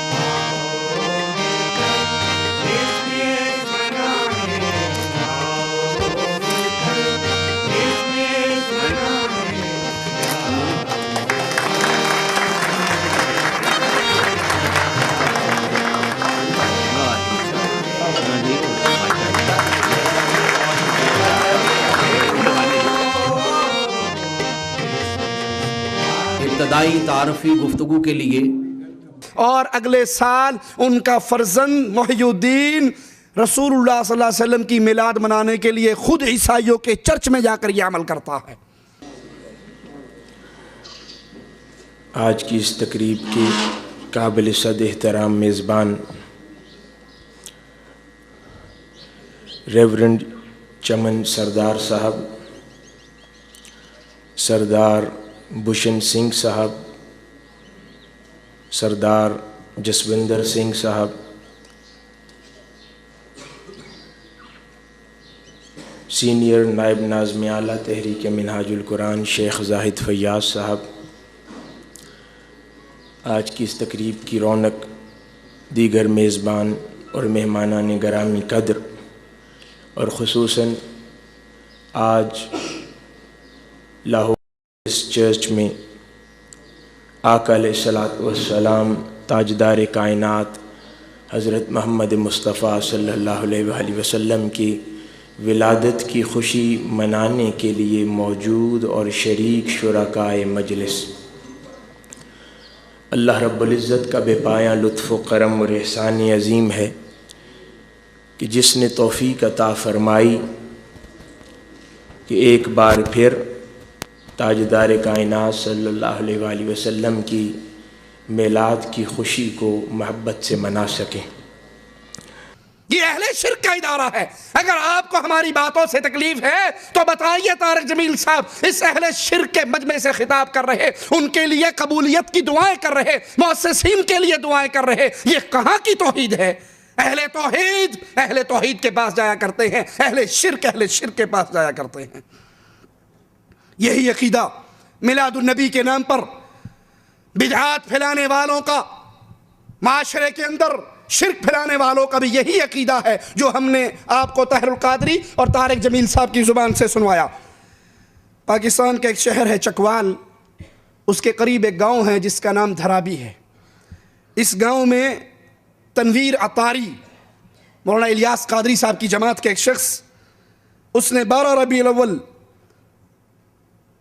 की रात को ये ऐलान किया कि हमारे घर में नालैन मुबारक आवेज़ा हो चुका है। घर में रोशनी नहीं थी, लाइट नहीं थी, अचानक पूरा घर नूर से जगमगा उठा, खुशबू आने लगी। और उस रात जिसने भी इस नालैन मुबारक की ज़ियारत की, रोशनी की हालत और खुशबू की हालत में हुई। तो जो भी शख्स यानी कि गुज़रने वाला समझता है शायद मेरे घर कोई मिलाद वगैरह है, तो जो भी अंदर आता तो अल्हम्दुलिल्लाह वो इसे रोशन देख के ना, आजकल मोबाइल का नेटवर्क इतना आम है कि वो अपनी सही के ऊपर लोगों ने दावत आम शुरू कर दी। बस चंद लम्हों के अंदर मेरे घर के अंदर एक जमे गफ़ीर जो लोग गेट देखने के लिए निकले हुए थे, सारा गांव जो है वो घर में टूट पड़ा। اور یہ ہے کہ اس رات الحمدللہ جس نے بھی اس کی زیارت کی ہے تو یہ روشن ہی زیارت کی ہے. پوری لائٹ گھر میں، رات کو گھر میں لائٹ نہیں جلی. 12 ربیع النور شریف کو آسمان پہ بادل تھے کہ چاند بھی باہر آیا ہو تو چلو اس کا عکس، ایسا بھی کوئی معاملہ نہیں ہے. اور الحمدللہ تقریباً 11 ساڑھے 11 بجے تک لوگوں نے بالکل اس کے اندر سے خوشبو بھی آتی ہوئی دیکھی. کئی لوگ تو باقاعدہ تصدیق کرنے کے لیے جھکتے تھے. یہ معجزہ عاشق رسول محمد تنویر اطاری کے گھر 12 ربیع الاول 27/2/2010 کو مغرب کے وقت ہوا. تیری حسرتوں میں، تیری چاہتوں میں، تیری حسرتوں میں، تیری چاہتوں میں، بڑے دن ہوئے گھر سجاتے سجاتے تیری حسرت. جو ہی یہ خبر 1 سے 2، 2 سے 3، 3 سے 4 نشر ہوئی، جنگل میں آگ کی طرح پھیلی. پورے پاکستان سے لوگ بسیں بھر بھر کے اپنی گاڑیوں پہ، ویگنوں میں میلے کی شکل اختیار کر گئے اور پورے پاکستان کی اکثریت، ہر علاقے کے لوگ وہاں پہنچنے کے لیے ٹوٹ پڑے. اب یہ اس کے گھر میں آ رہے ہیں، اب انہیں اندازہ نہیں کہ کتنے لوگ آئیں گے. اب ڈر یہ کہ لوگ اگر زیادہ آ گئے تو یہ جو نشان ہم نے بنایا ہے 2 نمبر، تو یہ مٹ جائے گا. یہ مٹ جائے گا تو دکانداری ختم ہو جائے گی. واللہ میں نے اپنی آنکھوں سے دیکھا اس سی ڈی میں جو لوگ اس نعلین مبارک کی زیارت کے لیے آنا چاہ رہے، اتنی شدت سے میں نے کسی ملک کی پولیس کو ڈنڈے برساتے نہیں دیکھا جتنے اس تنویر اطاری کے گھر کے اندر اس نعلین مبارک کی زیارت کرنے والوں پر ڈنڈے برسائے جا رہے. بڑے بڑے سوٹے اور ڈنڈے ان کی کمروں میں پڑ رہے، اور وہ زبان حال سے کہہ رہے کوٹ لو جنہ کوٹنا تھا ویکھتے لینڈ دیو.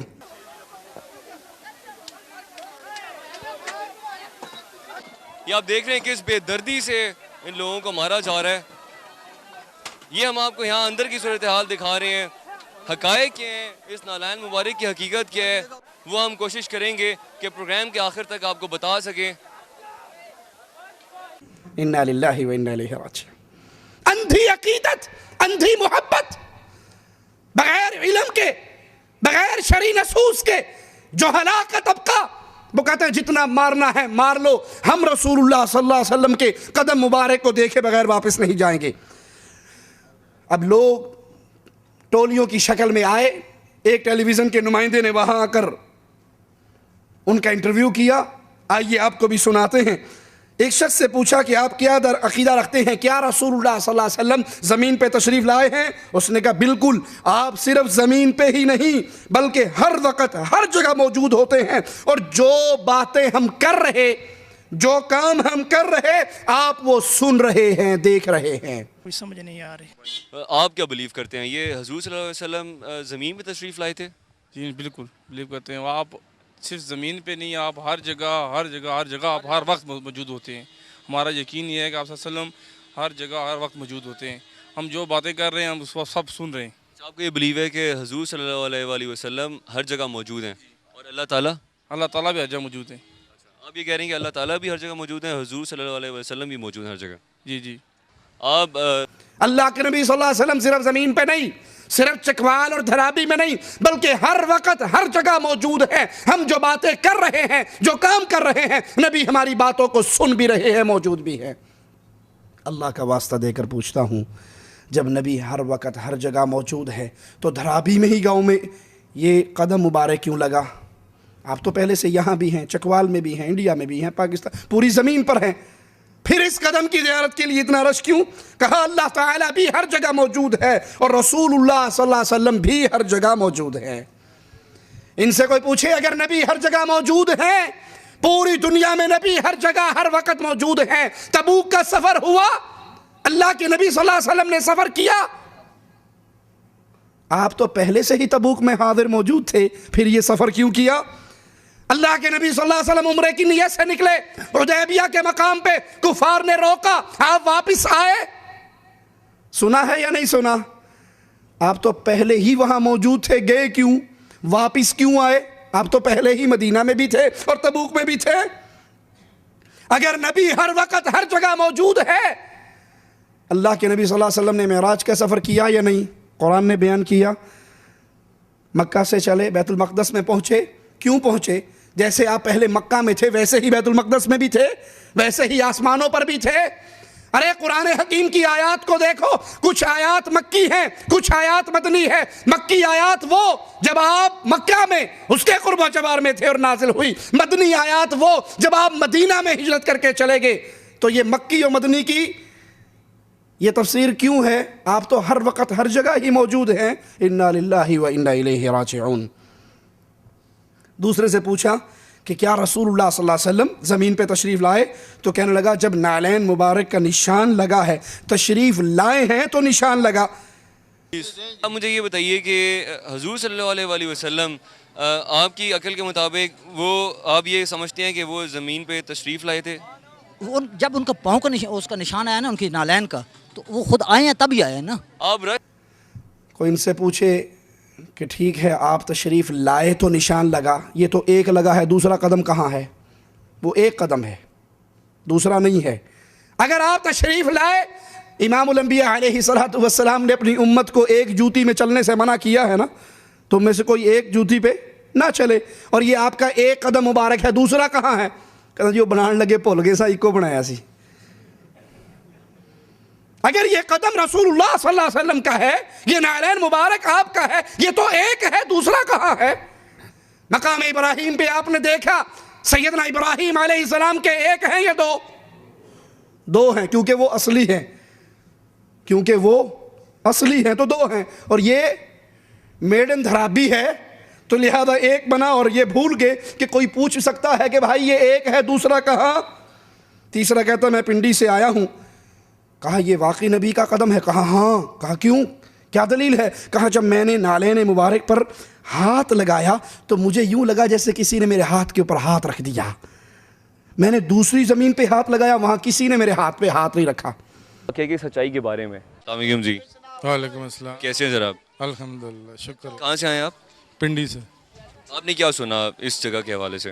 مجھے یہ معلوم ہوا کسی دوست کی بنسبت کہ یہاں پہ نبی پاک کے پاؤں کی زیارت ہوئی ہے۔ ہاں جی۔ آپ دیکھ کے آئے ہیں؟ جی بالکل دیکھا۔ کیا دکھائی دیا آپ کو؟ مجھے کچھ محسوس ہوا ہے کہ ہے۔ کیسے؟ مثلاً کہ آپ اس پہ بلیو کرتے ہیں کہ حضور صلی اللہ علیہ وسلم کے پاؤں کا نشان ہی ہے؟ بالکل ہے، کیونکہ میں نے ہاتھ لگایا اس جگہ کو، اور مجھے اس طرح لگا کہ میرے ہاتھ پہ کسی نے ہاتھ لگایا، اور اس کے ساتھ ہی دوسری جگہ جدھر پاؤں کا نشان نہیں ہے اس جگہ پہ ہاتھ لگایا تو کچھ نہیں۔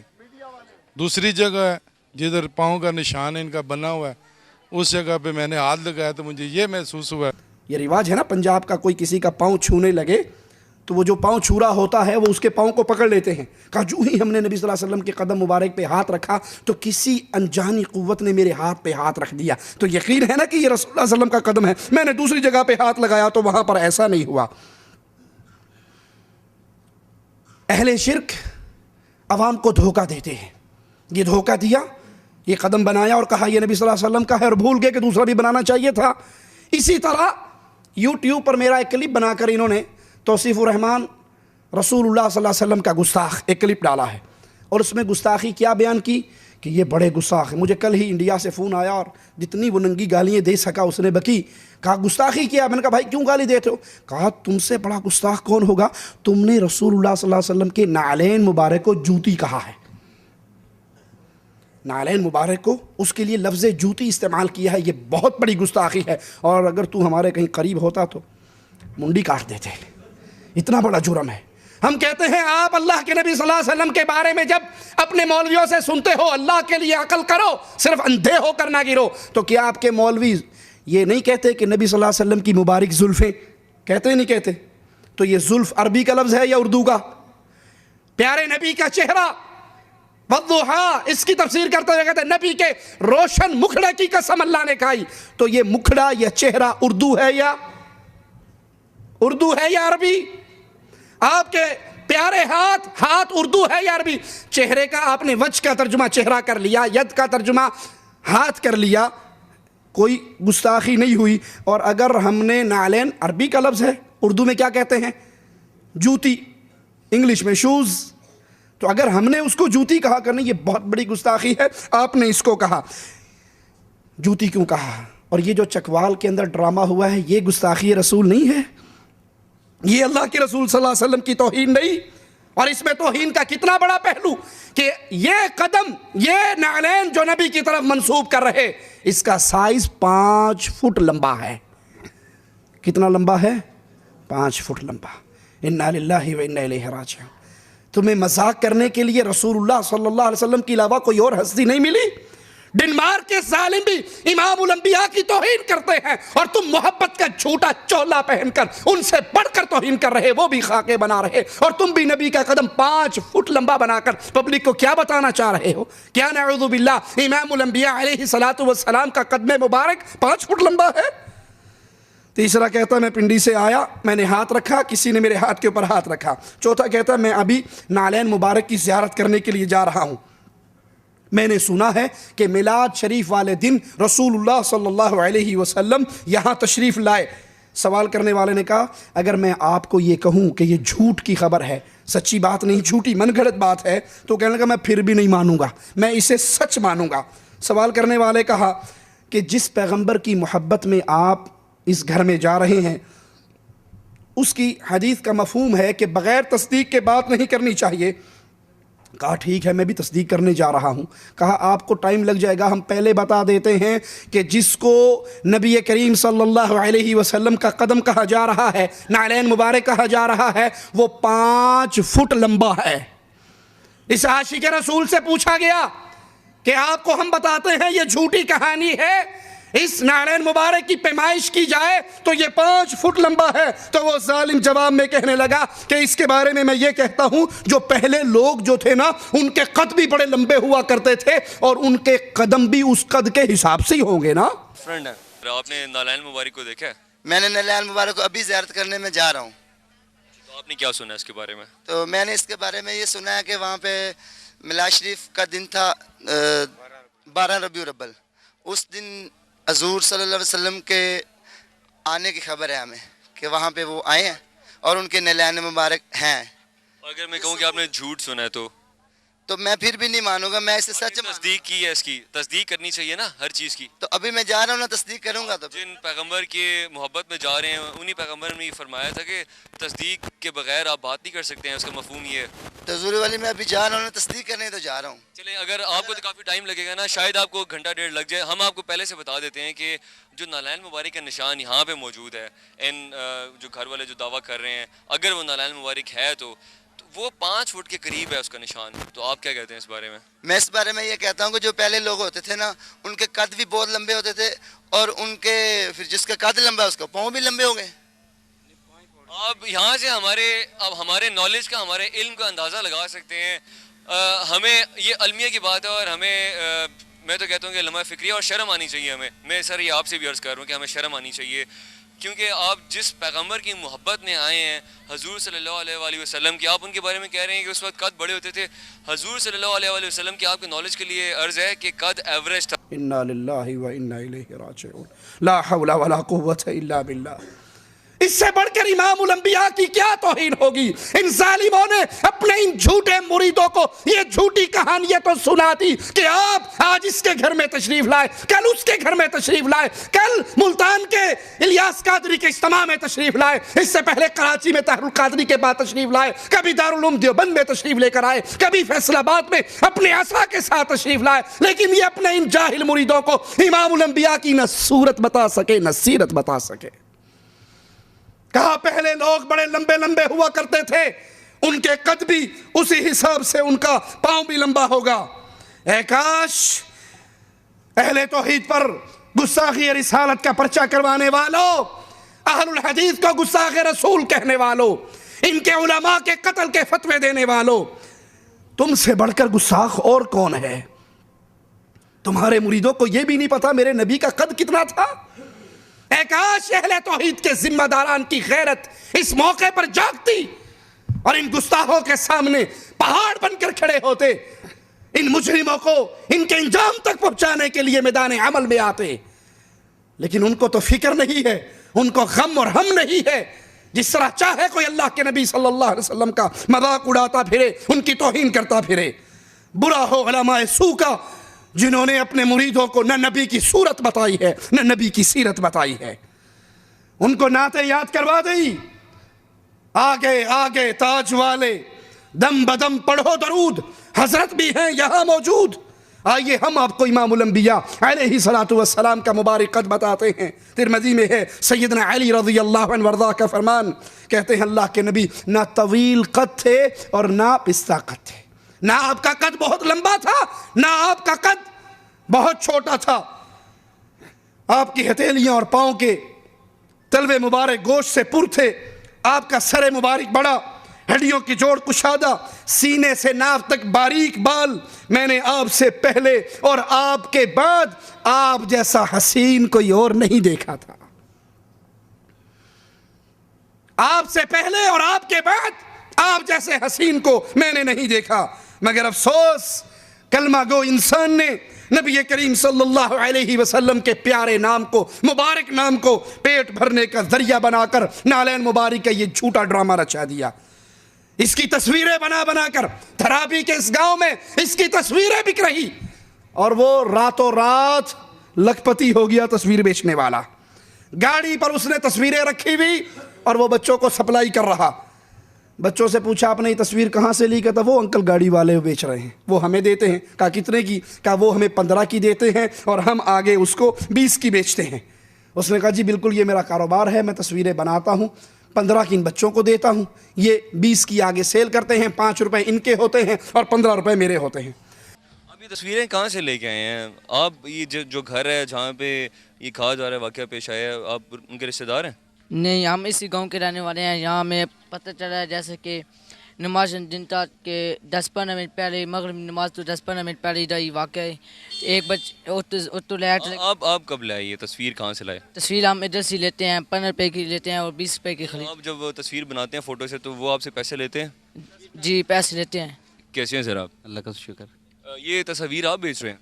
जी भाई ये हम बच्चों को परचेज़ कर रहे हैं, बच्चे आगे सेल कर रहे हैं। नहीं, बच्चे आपसे परचेज़ कर रहे हैं ना, आप बच्चों को सेल कर रहे हैं? जी जी। आप कितने की बेच रहे हैं?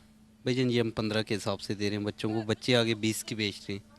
अच्छा, 15 रुपए की ये पर तस्वीर? इसकी कीमत कोई नहीं भाई, ये हदियतन चीज़ है। जो आप बेच रहे क्यों हैं? बेच नहीं रहे हम, जो देता है दे देता है, जिसके पास नहीं है तो भाई ऐसे कोई खुशी से लेके जाता है, बेशक ले जाए, खुद देखे आगे दूसरों को दिखाए। ये जो बच्चे आपसे ख़रीद रहे हैं, आप तो इनको बेच रहे हैं ना? नहीं, मासूम बच्चे हैं, ये अपनी नौकरी भी नहीं करते, ये कमाते भी नहीं करते, हम इनको देते हैं, खर्चा देते हैं। 15 रुपए में इनको बेच रहे हैं ना? जी भाईजान, हम 5 रुपए इनको हदियतन अगर जो चीज़ हमें मिलती है, जो भी इनको 15 रुपए की एक बेच रहे हैं। पिक्चर के हिसाब से 5 रुपए कमीशन दे देते हैं। ये आपके क्या लगते हैं?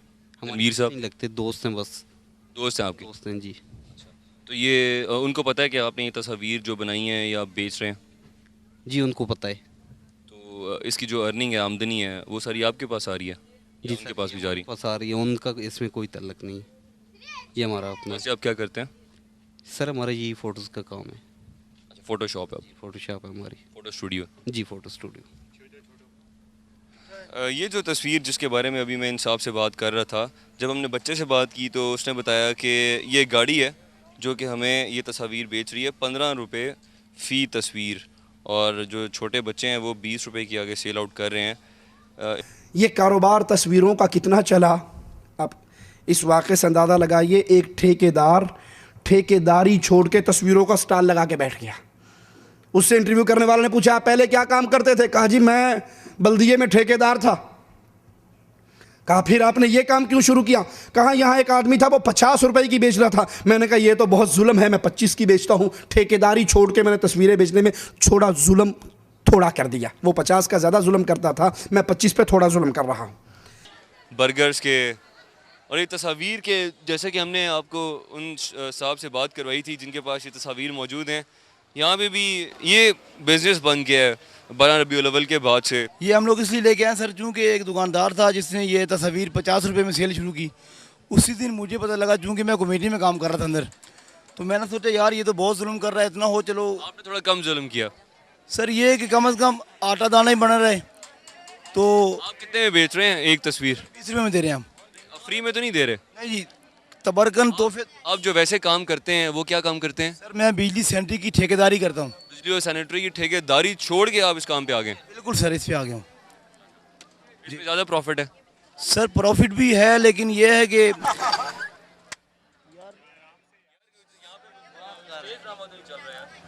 سر پروفٹ تو ایک طرف ہے لیکن یہ سر اسلامی کام ہو رہا ہے, ادھر نور کی باتیں چل رہی ہیں, لوگوں سے سر خطاب ہوتا آپ مفت میں دینا سر, مفت جو بھائی مت کریں سر, جو حضرات کہتے ہیں ہمیں تحفہ دے ہم سر دیتے ہیں, آپ کو چاہیے سر آپ کو ہی پیش کرتے ہیں, یہ لیجئے.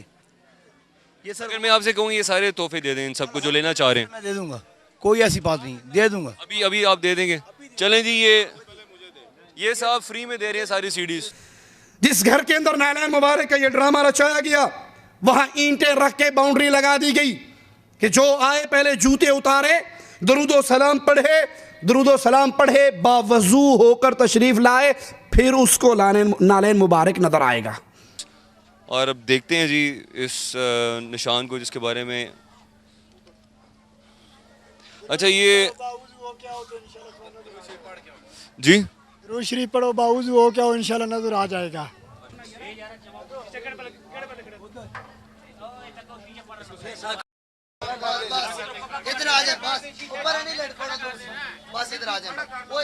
وہ کالے رنگ کی لکیریں دیکھ رہے ہیں, یہ کون سی ہیں؟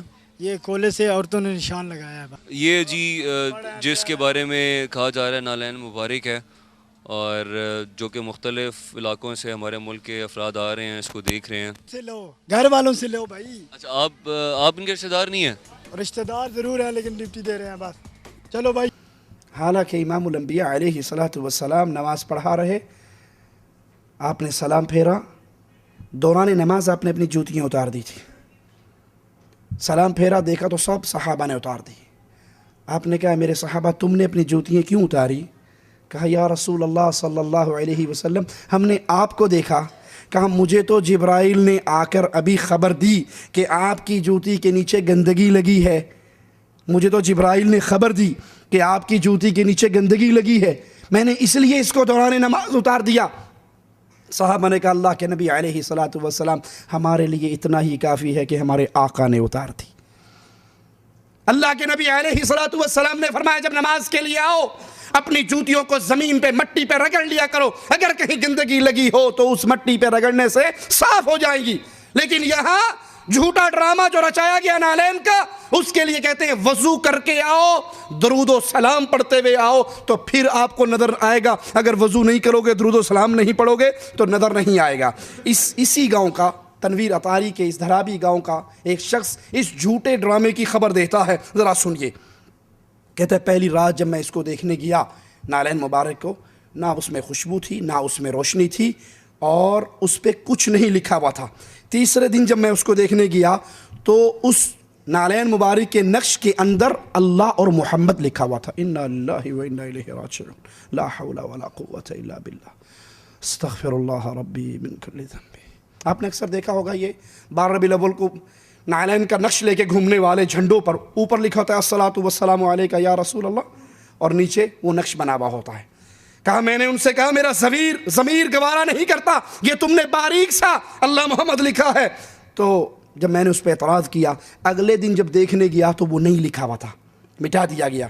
میں نے کہا یہاں کل تو لکھا ہوا تھا اللہ محمد, آج کہاں گیا؟ کہا غائبانہ آیا تھا, غائبانہ چلا گیا, ہمیں کیا پتا. جو بات کہی جا رہی ہے کہ اس کے آس پڑوس میں زیادہ تر افراد کی تعداد مختلف مسلک سے ہے, یہ غلط ہے کیونکہ آپ اس کے کزن ہیں. کزن ہوں, وہاں پہ جو ہے ان کے اپنے مسلک کے لوگ رہتے ہیں, ٹھیک ہے, باقی وہاں وہاب کا کوئی آدمی نہیں رہتا, ٹھیک ہے, نہ اہل تشیع ہے, جبکہ وہ خود اطاری ہیں, وہی وہاں رہتے ہیں. باقی اس کے بعد جو 3 دن گزرے ہیں نا, ہم 3 دن وہاں گئے ہیں, اس کے بعد تو ہم گئے نہیں ہیں. 3 دن تک ہم دیکھتے رہے, 3 دن کے بعد اس کے بیچ میں اللہ اور محمد لکھا گیا ہے. اللہ اور محمد نالین مبارک کے ساتھ زمین پہ, بالکل آپ نے خود سے دیکھا ہے؟ ہم نے خود دیکھا ہے, میرے ساتھ ایک لڑکا افتخار بھی ہے ادھر بیٹھا ہوا, اس نے بھی دیکھا ہے, اس کے اندر اللہ اور محمد لکھا ہوا تھا.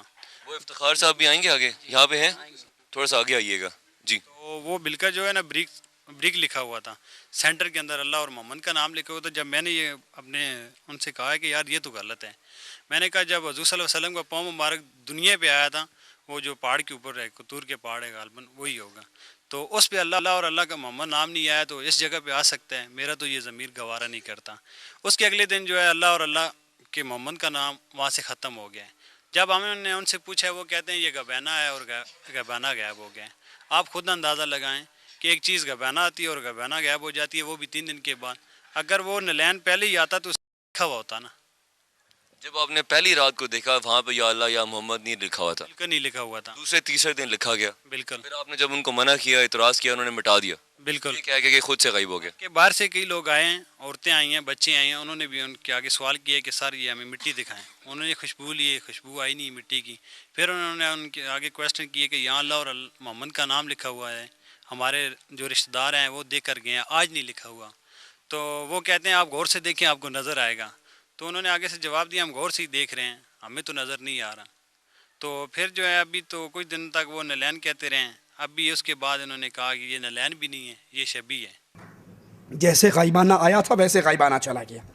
اسی گاؤں کا دوسرا شخص سید صفدر حسین شاہ، وہ اس کہانی کو بیان کرتے ہوئے کہتا ہے سوموار والے دن جب میں آیا میں نے اس نعلین کو دیکھا تو اس پر اللہ اور محمد لکھا ہوا.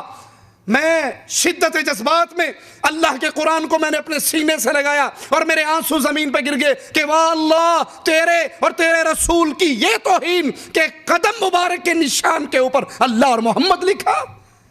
لا الہ الا اللہ محمد الرسول اللہ. میرا نام سید صفدر حسین شاہ ہے. سوموار والا دن جب آیا تو ان نے اللہ اور محمد کا نام لکھا ہے. میں خود بریلوی جماعت کا ہوں، میری قوم سید ہے، میں سید گھرانے سے تعلق رکھتا ہوں. میں 12 ربیع اول، یہ میرے ہمسائے ہیں، کوئی دشمن نہیں، یہ ہمسائے بہن بھائی ہوتے ہیں. میں ان کے ساتھ دن میں پورے دن رہا ہوں، لیکن جب میں نے سوموار والے دن اللہ اور محمد کا نام دیکھا تو پھر مجھے افسوس ہوا ہے. وہ دکھا رہا تھا دیکھو وہ اللہ نظر آ رہا ہے، دیکھو یہ محمد نظر آ رہا ہے. بھائی جان میں مسلمان ہوں، میں اس نبی کی امت سے ہوں، لیکن جب میں نے اللہ اور محمد کا نام دیکھا تو میرے آنسو بھی گر گئے ہیں. میں نے اپنے گھر میں جب دیکھا تو میں اپنے قرآن کو خدا کی قسم سے میں نے اپنے گلے میں چوب کر سینے سے لگایا کہ واہ میرے مالک تمہاری یہ توہین ہو رہی ہے، کیا میرے محمد کی توہین ہو رہی ہے؟ کیا میں بھی مسلمان ہوں؟ میں مسلمانوں کے گھر میں پیدا ہوں، لیکن نہیں، یہ مجھے اگر جنگ بھی کرنی پڑی تو میں اپنے محمد اور اللہ کے ساتھ پیچھے ضرور کروں گا. انا للہ و انا الیہ راجعون.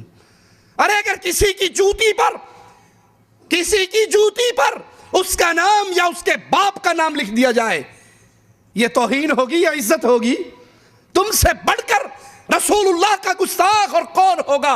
تم جو مان بھی لیا جائے کہ یہ نعلین نبی کے ہیں، مان بھی لیا جائے یہ نقش نبی کے نال کا نقش ہے، اس پر اللہ اور محمد لکھ کر کیا تم اللہ اور رسول سے دشمن نہیں کر رہے؟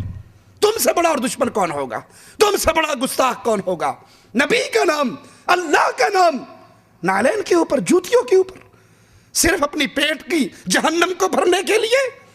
ڈر جاؤ اس دن سے جس دن تمہیں اللہ کے دربار میں کھڑے ہو کر اس جھوٹ کا جواب دینا ہوگا.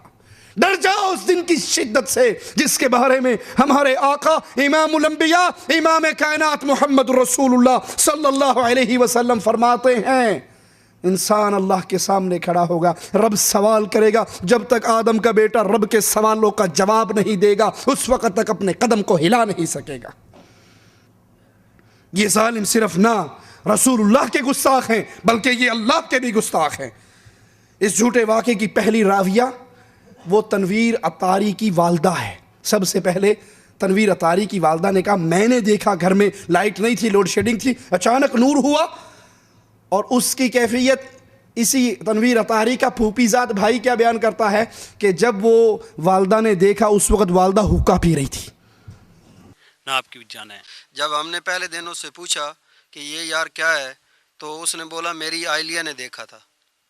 تو میں نے اس سے پوچھا آپ کی اہلیہ نے دیکھا ہے تو کیا دیکھا تھا؟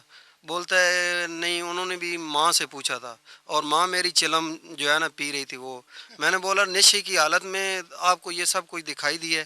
بولتے ہیں ہاں. میں نے بولا یار مام تو پھر ہمارے بس کی تو بات نہیں ہے. آپ کا نام کیا؟ میرا نام ملک اصغر ہے جی. اصغر صاحب آپ نے جب اسے یہ پوچھا تو اس نے کہا کہ میری اہلیہ نے دیکھا ہے. جب اہلیہ کی بات کی گئی تو اس نے کہا کہ اہلیہ نے خود سے نہیں دیکھا، اہلیہ کو میری ماں نے یعنی کہ اس کی بیوی کو اس کی ساس نے بتایا اور اس ٹائم اس کی جو ماں تھی تنویر کی وہ حقہ پی رہی تھی. جی بالکل وہ حقہ پی رہی تھی. وہ بول رہا تھا میں نے پوچھا میں نے بولا یار یہ تو کوئی چیز نہیں ہے، یہ تو نشاور چیز ہے. تو اس وقت اس نے کیا دیکھا؟ تو بولتی ہے کہ ہم نے یہاں نور دیکھا. جب ہم وہاں گئے تو وہاں کچھ بھی. माशाअल्लाह माशाअल्लाह, हुक्का पीते हुए इसको ज़ियारत हो गई।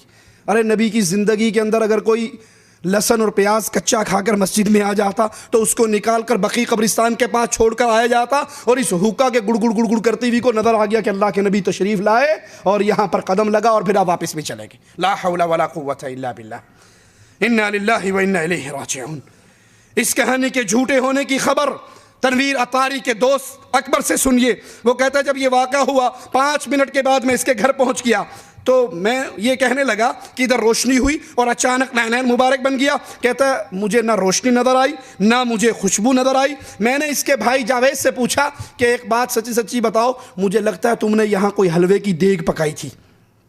उसने कहा हाँ, यहाँ चूल्हा था हलवे की देग का, क्योंकि हलवे की देग का चूल्हा गोल होता है। कहा यहाँ चूल्हा था हलवे की देग का। तो कहता मैं उस नालैन के पास ज़मीन पे बैठ के जब मैंने गौर से देखा तो वो लकीरें देखकर मुझे 100% यकीन हो गया कि यहाँ हलवे की देग पकी है और उसका इन्होंने ये झूठा नालैन का ड्रामा रचाया है। का मैंने तनवीर की वालदा से कहा कि आप ये झूठा केस है, यहाँ पर हलवे की देग पकी। तनवीर अतारी की बीवी ने कहा सच कहते हो, यहाँ वाकई हलवे की देग पकी। उसकी वालदा ने कहा जाओ मेरे बेटे को समझाओ।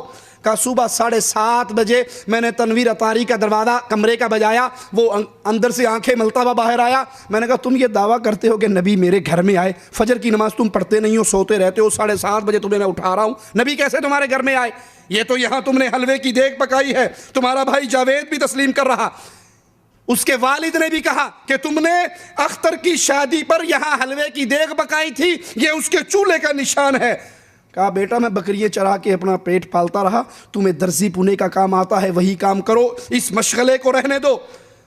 तो वो कहने लगा अपने दोस्त अकबर से कि अब इसको ख़त्म कैसे करें, इस ड्रामे का एंड क्या करें? कहा अभी बाहर लोग पब्लिक खड़ी है इसकी ज़ियारत करने के लिए, तो अगर ज़ियारत ना करवाएंगे तो अहले सुन्नत वल जमात की तौहीन होगी, अभी ज़ियारत करवाओ और रात को जब लोग कोई नहीं होंगे तो 2 बाल्टी पानी डाल देना, गायब हो जाएगा। एक झूठ तुमने पहले बोला था कि ये नबी सल्लल्लाहु अलैहि वसल्लम का नक्श मुबारक है, और एक झूठ दोबारा बोल देना कि गायबाना आया था, गायबाना वापस चला गया। उसने कहा बिल्कुल ठीक है, रात को यही करेंगे। कहा सुबह मैंने उसको फ़ोन किया तो पता लगा कि वो बाज़ार से शीशा लेने के लिए गया, और अब माशाल्लाह उस नालैन की पूरी 4 दीवारी करके ऊपर शीशा लगा दिया गया। बेहतरीन फैक्ट्री घर में ही खुल गई, 7 नस्लें खाएंगी यहाँ से आने वाले चंदे को।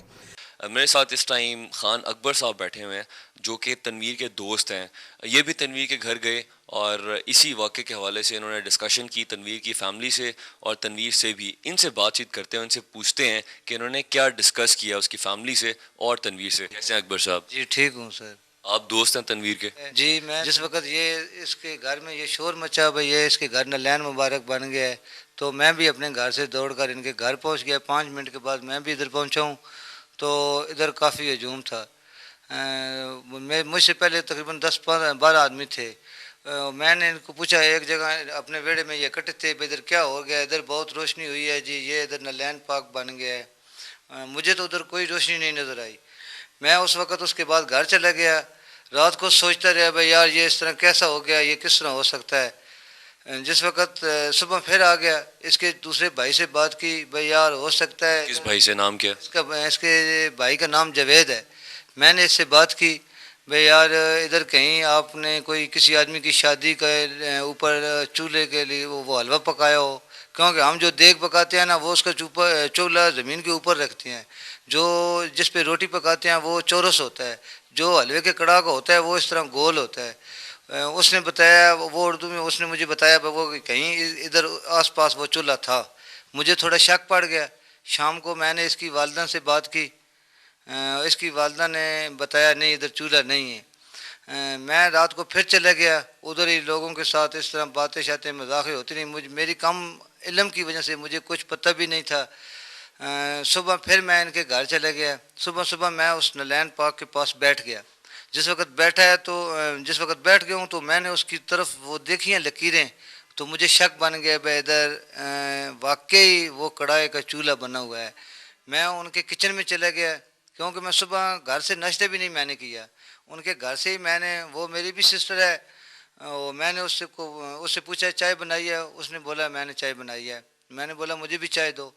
उसने उधर चाय डाली, मैं भी उसके पास ही उधर बैठ गया। उधर उसकी वालदा भी मौजूद थी, ये तनवीर अतारी की जो वालदा है।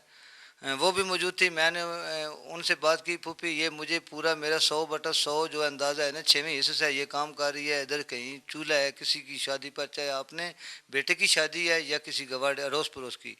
تو وہ جو سسٹر ہے نا ہماری, وہ میرے دوست کی جو بیوی تھی, اس نے بتایا بھائی ادھر واقعی امی جو بھائی بات کر رہے ہیں وہ ٹھیک ہے. اس نے اس طرح کیا بھائی, مجھے بولتی ہے بھائی آپ میرے تنویر اطاری کو بھی بتائیں بھئی یہ سرو سر ڈرامہ ہے, کیونکہ ابھی تم کو سسٹر نے بتا دی. تنویر کی ماں نے کہا کہ میرے بیٹے کو بتائیں کہ یہ ڈرامہ ہے. جی بھائی میرے بیٹے کو بتائیں بھئی یہ سرو سر ڈرامہ ہے, کیونکہ ابھی تم کو سسٹر نے بتا دی. تنویر کی ماں نے کہا کہ میرے بیٹے کو بتائیں کہ یہ ڈرامہ ہے. جی بھائی میرے بیٹے کو بتائیں. میں کہ نہیں, وہ میرے دل کو ایمان کو ویسے بھی تیش پہنچی, تو میں ادھر سے غصے سے اٹھا. میں کہ نہیں میں نہیں بتاتا, یہ اپنے گھر کا معاملہ آپ خود بتائیں. لیکن پھر دوبارہ اس کی والدہ نے مجھے کہا بھئی اس طرح کریں, تنویر اطاری کے ابو کو بھی ساتھ لے جائیں, وہ بھی اتنے میں اندر آ گئے چائے پینے کے لیے. ان کی والدہ نے کہا حاجی صاحب آپ ادھر سے چائے لیں, ادھر جا کے تنویر کو جگائیں. پہلے تو میں نے تنویر کا دروازہ کھڑکایا, 7:30 کا ٹائم تھا. میں نے تنویر کو بتایا یار آپ کے گھر یہ تو آپ نالین تصور کرتے ہیں, آپ صبح کی نماز بھی نہیں ادا کرتے. اس کے اوپر غصہ کیا, وہ آنکھیں ملتے اٹھا بولتا ہے کیا بات ہے. میں کہا یار یہ دوسرے کمرے میں آئے, کیونکہ اس کمرے میں اس کی بیوی بھی سوئی ہوئی تھی, وہ دوسرے کمرے میں اس کا بھائی تھا, اس کو اندر لے گئے ہیں. جس وقت وہ اندر چارپائی پہ بیٹھا ہے تو میں اور تنویر اطاری ایک چارپائی پہ تھے, اور سامنے والی چارپائی پہ اس کے والد صاحب اور اس کا بھائی تھا. تنویر بولتا ہے بھائی کیا وجہ ہے آپ نے مجھے صبح اٹھا دیا ہے. میں نے اس کو بولا ہے بھئی یہ وجہ آپ کو چاچا جان بتاتے ہیں, آپ کو ابو جان. تو یہ جو میں بات کر رہا ہوں نا, یہ بالکل یہ سمجھے بھئی میں اپنا یہ قرآن کے اوپر ہاتھ رکھ کے یہ تمہیں بات بتا رہا ہوں. میری ان سے کوئی دعوت نہیں تھی, ان کے گھر کھاتا پیتا تھا. تو میں نے بولا چاچو جان آپ تنویر کو بتائیں, آگے میں ڈسکس کروں گا.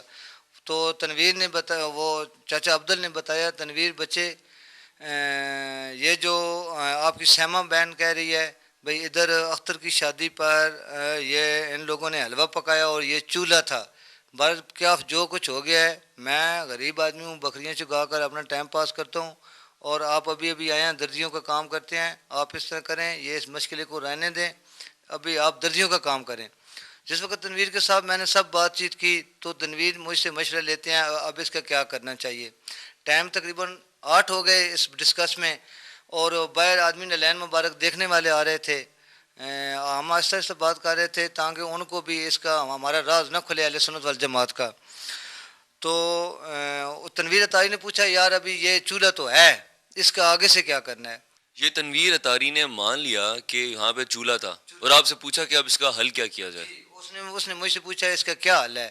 میں نے اس کو اپنے شارٹ الفاظ میں فوراً جواب دیا بھائی اس کا حل یہی ہے کہ ابھی باہر آدمی آئے ہوئے ہیں, یہ سب اہل سنت والجماعت کی بےزتی ہے. آپ اس طرح کریں, آج لوگوں کو یہ نالین مبارک دکھائیں, اور رات کو 12 بجے ادھر کوئی آدمی بھی نہیں ہوگا, آپ اس کے اوپر 2 بالٹی پانی کی ڈال دیں.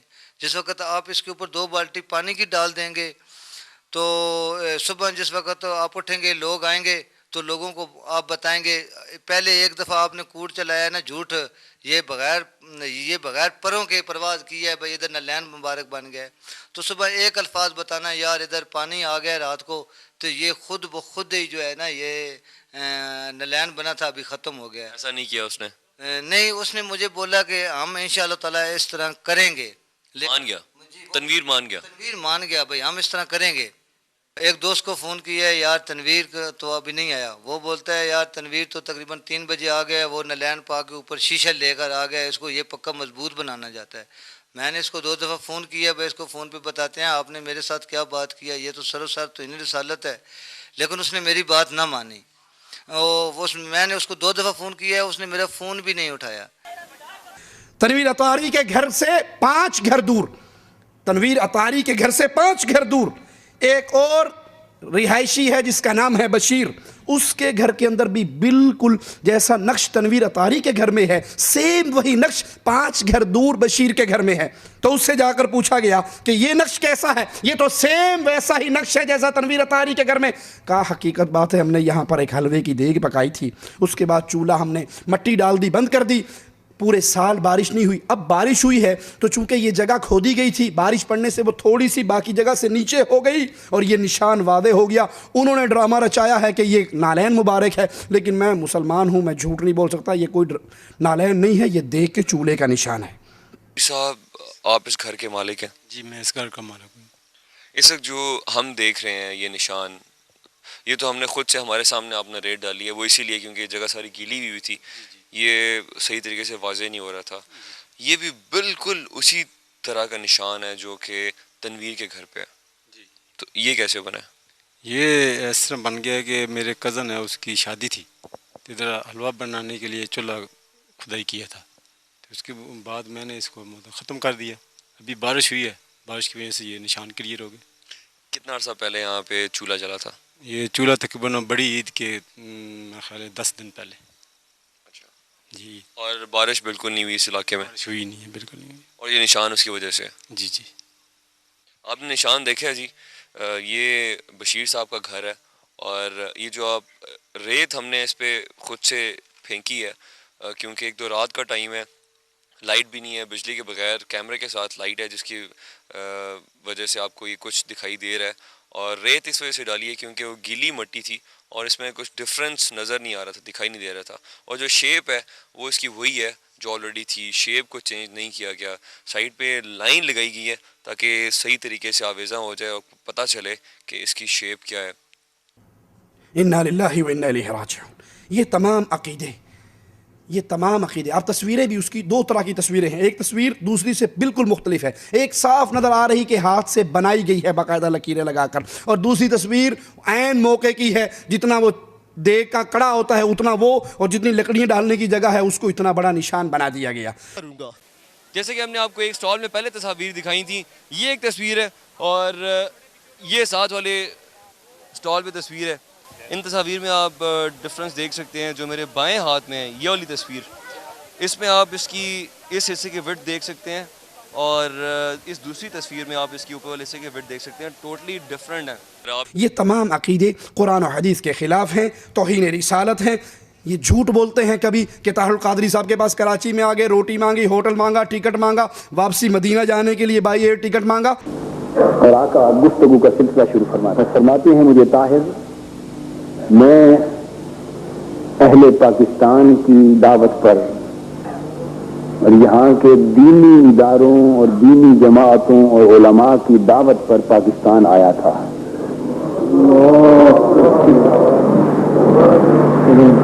फरमाते हैं अहले पाकिस्तान ने मुझे पाकिस्तान आने की दावत दी थी। यहाँ के दीनी इदारे, दीनी जमातें और उलमा, उन्होंने मुझे दावत दी थी, उनकी दावत पर मैं यहाँ आया था। और मुझे बुलाकर दावत देकर उन्होंने मेरी कदर नहीं की, मेरी मेजबानी नहीं की, और मैं अब अहले पाकिस्तान से नाराज होकर वापस मदीना जा रहा हूं।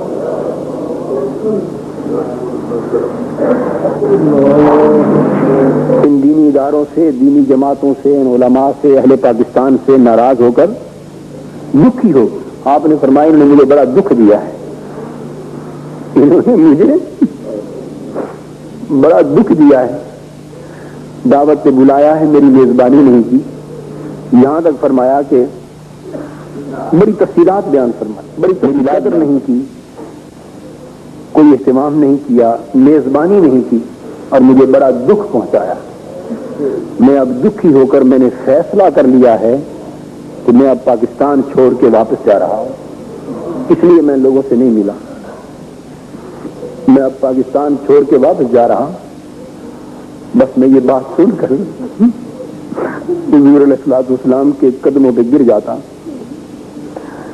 कदमैन शरीफैन पकड़ लेता हूं, सिमट जाता हूं, चूमता हूं, रोता हूं, चीखता हूं, हाथ जोड़ता हूं, अर्ज करता हूं, आका खुदा के लिए फैसला बदल लीजिए और पाकिस्तान छोड़ के न जाइए।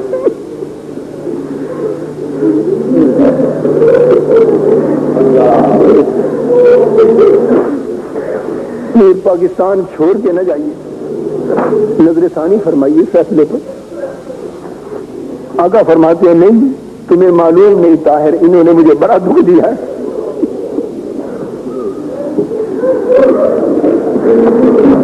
بار بار ایسا فرماتے ہیں کہ مجھے انہوں نے دعوت دی تھی، انہوں نے ان کی دعوت پر آیا تھا اور بلا کر میری عزت نہیں کی، فرماتے ہیں بلا کر میری عزت نہیں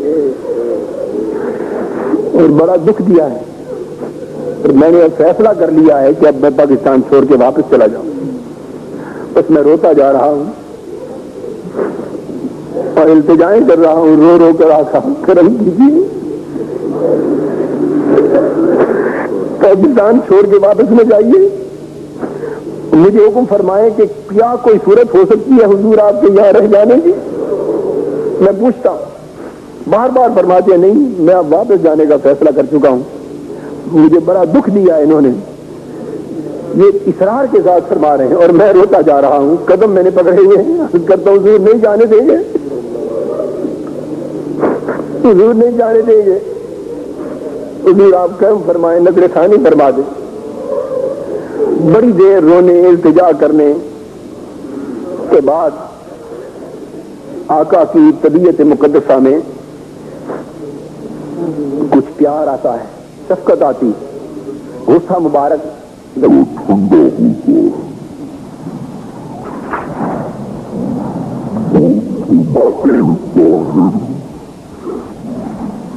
اگر مزید پاکستان میں مجھے ٹھہرانا چاہتے ہو تو اس کی صرف ایک شرط، مجھے اب پاکستان میں مزید ٹھہرانا چاہتے ہو تو صرف ایک شرط ہے، تم اس شرط کے پورا کرنے کا وعدہ کر لو، میں وعدہ کرتا ہوں۔ میں نے عرض کیا حضور فرمائے تو صحیح، وہ شرط کیا ہے؟ وہ شرط کیا ہے؟ جو کچھ ہو سکا ہم کریں گے۔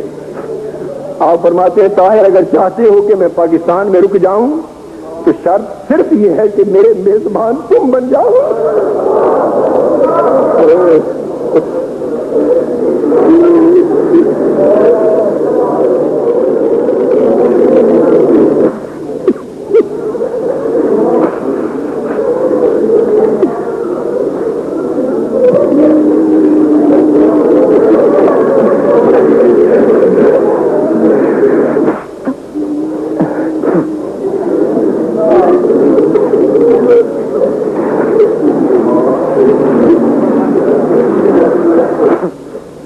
میزبان تم بن جاؤ،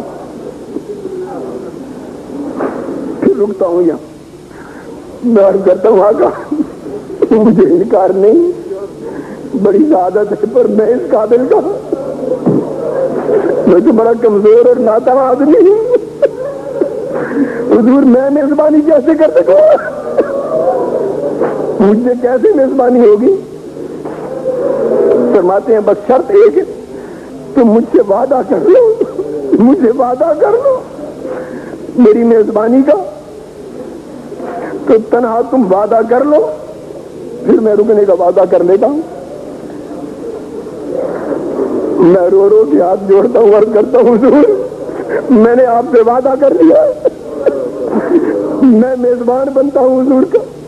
فرماتے ہیں طاہر تو نے وعدہ کیا تو میں بھی وعدہ کرتا ہوں کہ رک جاتا ہوں، اور فرمایا کہ میں مزید 7 دن اپنا قیام پاکستان میں تمہارے کہنے پہ روک کر لیتا ہوں، 7 دن مزید رہوں گا یہاں۔ کتنا؟ فرمایا 7 دن مزید یہاں رہنے کا وعدہ کر لیتا ہوں۔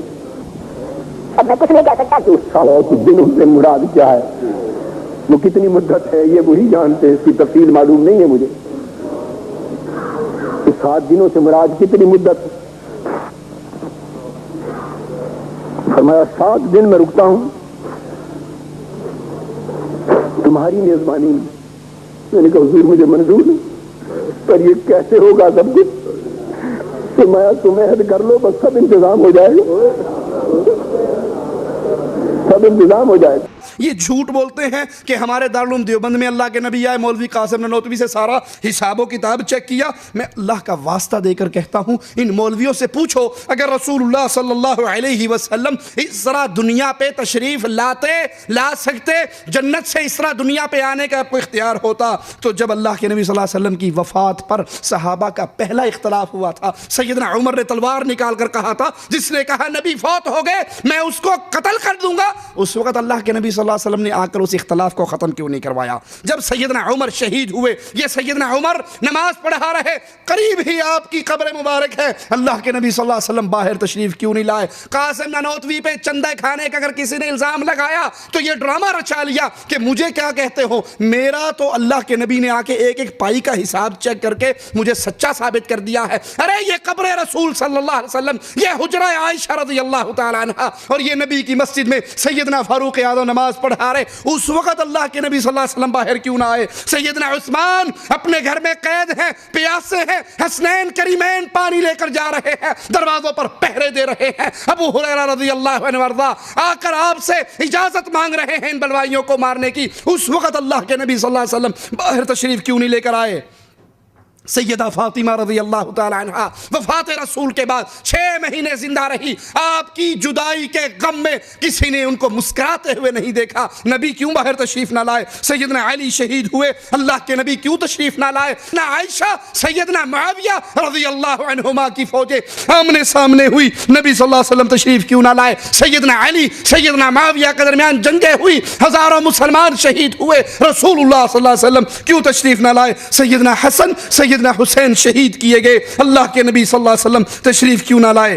آج تو بدعقیدگی کی یہ حالت ہے، بدعقیدگی کی یہ کیفیت ہے، جو مولوی چاہتا ہے اپنے مریدوں کو حالت بیداری میں اللہ کے نبی صلی اللہ علیہ وسلم کی زیارت کروانے کا اعلان کرتا ہے۔ یہی اشرف السوانح ہمارے ہاتھ میں ہے، اس کا صفحہ نمبر 129 ہے، 129 پر لکھتے ہیں کہ کانپور کے اندر ایک مولوی صاحب تھے بہت بڑے، اور اس مولوی صاحب کی حالت کیا تھی؟ کانپور میں ایک بہت مشہور بزرگ گزرے ہیں حضرت شاہ غلام رسول صاحب، جن کا لقب رسول نما تھا، وہ اپنے تصرف سے حضرت رسول صلی اللہ علیہ وسلم کی بیداری کے اندر زیارت کروا دیا کرتے تھے، خواب میں نہیں، بیداری کے اندر۔ کوئی کہتا میں نے نبی کو دیکھنا ہے، کہتے ہیں نبی بیٹھو بھی دکھاتا ہوں، اور اپنے تصرف سے فوراً دکھاتا کہ دیکھو وہ رسول اللہ صلی اللہ علیہ وسلم تشریف فرما ہے۔ انا للہ و انا الیہ راجعون۔ ایک مولوی صاحب کہتے ہیں، اپنے مرید کہتا ہے پیر کو، پیر جی اللہ کی زیارت کرنے کا جی، اس نے کہا آج رات فرض پڑے بغیر سو جانا۔ اس نے کہا یہ تو بڑے کفر کی بات ہے، فرض چھوڑ کے سو جاؤں۔ اس نے فرض پڑھ لیے، سنتے چھوڑ کے سو گیا۔ رات خواب میں اللہ کے رسول صلی اللہ علیہ وسلم کی زیارت ہوئی، آپ نے کہا تو نے میری سنتے کیوں چھوڑی ہیں؟ اس نے کہا اچھا۔ صبح اس نے پیر صاحب کو بتایا کہ پیر صاحب آدھے نسخے پہ عمل کیا تھا، فرض نہیں چھوڑے تھے، سنتے چھوڑی تھی، سنتے چھوڑی تھی۔ تذکرہ غوثیہ غوث علی شاہ قلندر قادری کی کتاب کے اندر یہ قصہ ہے۔ کہا بے وقوف، تو نے سنتے چھوڑی تو نبی کی زیارت ہوگی، اگر فرض چھوڑ دیتا تو خود اللہ کی زیارت ہوتی کہ میں تیرا کی بگاڑیا، میرے فرض کیوں چھڑ گئی؟ لا حول ولا قوت الا باللہ۔ مولانا طارق جمیل صاحب بھی ایسا ہی ایک من گھڑت واقعہ بیان کرتے ہیں، سنیے۔ کہتے ہیں ایک بدو قبر رسول صلی اللہ علیہ وسلم پر آیا اور کہا السلام علیکہ یا رسول اللہ صلی اللہ علیہ وسلم۔ پھر کہا آپ کے رب نے کہا ہے وَلَوْ أَنَّهُمْ إِذْ ظَلَمُوا أَنفُسَهُمْ جَاءُوكَ فَاسْتَغْفَرُوا اللَّهَ وَاسْتَغْفَرَ لَهُمُ الرَّسُولُ لَوَجَدُوا اللَّهَ تَوَّابًا رَحِيمًا، کہ اگر آیت کا معنی ہے اگر یہ گناہ کر لیں، ظلم کر لیں اپنی جانوں پر، پھر آپ کے پاس آئیں، آپ ان کے لیے اللہ سے معافی مانگے اور یہ بھی معافی مانگے تو پھر اللہ ان کو معاف کر دے گا۔ کہا اے اللہ کے نبی میں آپ کے پاس آیا ہوں، اپنے گناہوں کو مانتا ہوں اور معافی مانگتا ہوں، آپ کو اللہ کے دربار میں سفارشی بناتا ہوں، آپ کا رب میری بخشش کر دے۔ پھر رونے لگا، 4 اشعار پڑھے، آنسو پوچھتا ہوا چلا گیا۔ ایک شخص وہاں قبر پہ بیٹھا ہوا کچھ پڑھ رہا تھا، اس کو اچانک اونگ آئی، اچانک نیند آئی، اور اس کی نیند میں خواب میں رسول اللہ صلی اللہ علیہ وسلم کی زیارت ہوئی۔ کہا اٹھو، اس بدو کو بتاؤ تیری فریاد پہنچ بھی گئی ہے، تیری بخشش ہو بھی گئی ہے۔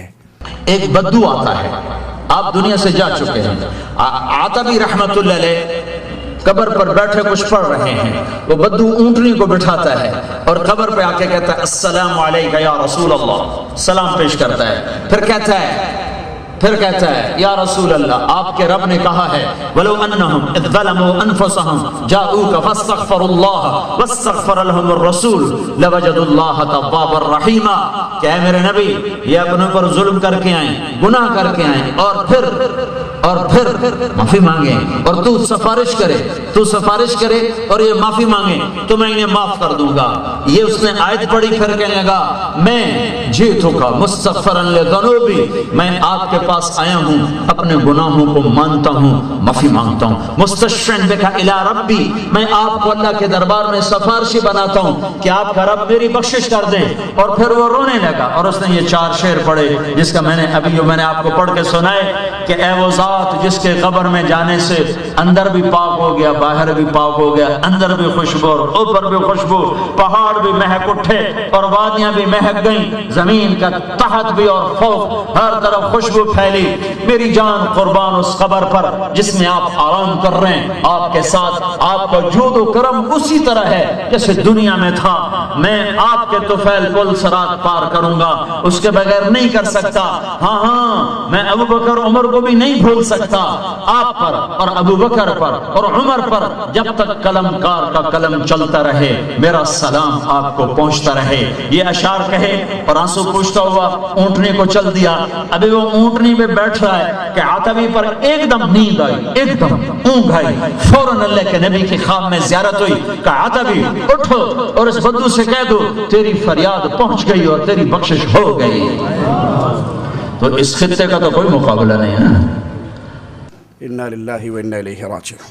اللہ کے بندو سوچو، اگر یہ طریقہ ملاقات رسول کا ہوتا، بیداری کے اندر ملاقاتیں ہوتی، یا قبر رسول پہ آ کر رونے سے، دعائیں کرنے سے، سوال کرنے سے اللہ کے نبی سے بات ہو جاتی، درخواستیں قبول ہو جاتی، تو پھر بتاؤ صحابہ کرام نے اس طریقے کو کیوں نہیں اپنایا؟ جب سیدنا علی کہہ رہے تھے سیدنا معاویہ کو پہلے میری بیعت کرو، سیدنا معاویہ کہہ رہے تھے پہلے عثمان کے قاتلوں کو ان سے انتقام لو، تو اللہ کے نبی صلی اللہ علیہ وسلم کی قبر پہ دونوں نے آ کے اپنی درخواست پیش کیوں نہیں کر دی کہ اللہ کے نبی میں یہ کہہ رہا ہوں، یہ کہہ رہا، حق کیا ہے آپ فیصلہ فرما دیجئے۔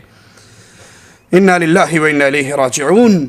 جب ہم مولانا طارق جمیل صاحب کے ان جھوٹے بیان کردہ قصوں کو بیان کرتے ہیں تو کچھ لوگوں کو تکلیف ہوتی ہے۔ حقیقت یہ ہے علماء دیوبند کے مفتی زر ولی خان صاحب مجبور ہو گئے یہ بات تسلیم کرنے پر کہ مولانا طارق جمیل من گھڑت قصے بیان کرتے ہیں۔ ایک قصہ مولانا زر ولی خان نے جو طارق جمیل صاحب سے سنا وہ خود اپنی سی ڈی میں بیان کرتے ہیں کہ طارق جمیل صاحب نے فرمایا سیدنا عثمان کے اونٹوں کا قافلہ آیا اور آپ نے مدینے کے اندر سارے صدقہ کر دیے، کہ ادھر تو صدقہ ہوا۔ رات کو عبداللہ ابن عباس نے خواب دیکھا اللہ کے نبی صلی اللہ علیہ وسلم گھوڑے پر بیٹھے کہیں جا رہے ہیں۔ انہوں نے کہا اللہ کے نبی آپ سے بات کرنی ہے، آپ کہاں جا رہے ہیں؟ کہا عثمان نے صدقہ کیا ہے اونٹوں کو اور اللہ نے اس کی اس عمل کے بدلے میں جنت کی حور سے شادی کی ہے اور آج اس کا ولیمہ ہے، سارے انبیاء ولیمہ کھانے جا رہے ہیں، میں بھی ولیمہ کھانے جا رہا ہوں۔ عثمان کی تجارت ہو گئی اور رات کو عبداللہ بن عباس کو خواب آ گیا۔ خواب آیا، کیا خواب آیا کہ اللہ کا نبی سفید گھوڑے پہ سوار سب پوشاک، انہوں نے لگام پکڑی، یا رسول آپ کہاں جا رہے ہیں؟ آپ سے ملنے کو جی چاہ رہا ہے۔ کہ آج تو فارغ نہیں، آج عثمان نے اللہ کے نام پہ صدقہ دیا، اس کے بدلے میں اللہ نے جنت کی حور سے نکاح کیا اور پھر اس کا ولیمہ قائم کیا ہے۔ آج سارے نبی عثمان کا ولیمہ کھانے جا رہے ہیں۔ کہا یہ جھوٹے من گھڑت قصے ہیں، علماء حق کو ایسا نہیں کرنا چاہیے۔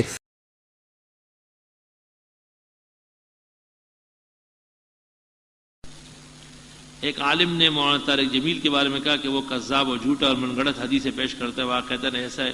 مولانا طارق جمیل صاحب کے بیان میں احتیاط نہیں ہے، ان سے سخت خطرہ ہے کہ وہ بعض روایتیں پتہ نہیں کہاں سے کون سی کمپنی سے لیتے ہیں۔ اس دن ایک روایت میں سن رہا تھا کہ رسول اللہ صلی اللہ علیہ وسلم نے فرمایا کہ ملائک نے آ کے مجھے بتایا کہ حضرت عثمان کا ولیمہ ہوا ہے، میں اس میں شرکت کے لیے جا رہا ہوں۔ اس قسم کی روایتیں علماء حق سناتے ہیں، اس کے سر پیر نہ ہو۔ انا للہ و انا الیہ راجعون۔ تو لوگوں حق کیا ہے جو فوت ہو کر اللہ کی جنتوں میں چلے گئے، وہ اللہ کے مہمان ہیں، وہ اللہ کی جنتوں میں ہیں، وہ اس دنیا سے ان کا رشتہ ختم ہو چکا ہے، اس دنیا سے ان کا رشتہ ٹوٹ چکا ہے۔ نہ اولیاء اللہ نہ انبیاء کرام اس دنیا میں آتے ہیں، نہ صحابہ کرام کا یہ منہج ہے کہ اپنے کسی مسئلے میں قبر نبی پر کھڑے ہو کر انہوں نے مشورہ کیا ہو، آپ سے باتیں کی ہو، بلکہ اس دنیا سے ان کا تعلق ٹوٹ کر گستاخی سے بچائے، اولیاء اللہ کی گستاخی سے بچائے، اور محبت رسول، محبت اولیاء کی شکل میں ان کی جھوٹے چولے کے نیچے جو توحید کے اوپر وار ہو رہے ہیں، اللہ ہمیں اس سے بھی محفوظ فرمائے۔ حق کہنے، سننے، عمل کرنے، پھر اس پیغام کو آگے پہنچانے کی توفیق عطا فرمائے۔ اقول قولی ھذا واستغفر اللہ لی ولکم ولسائر المسلمین فاستغفروہ انہ هو الغفور الرحیم۔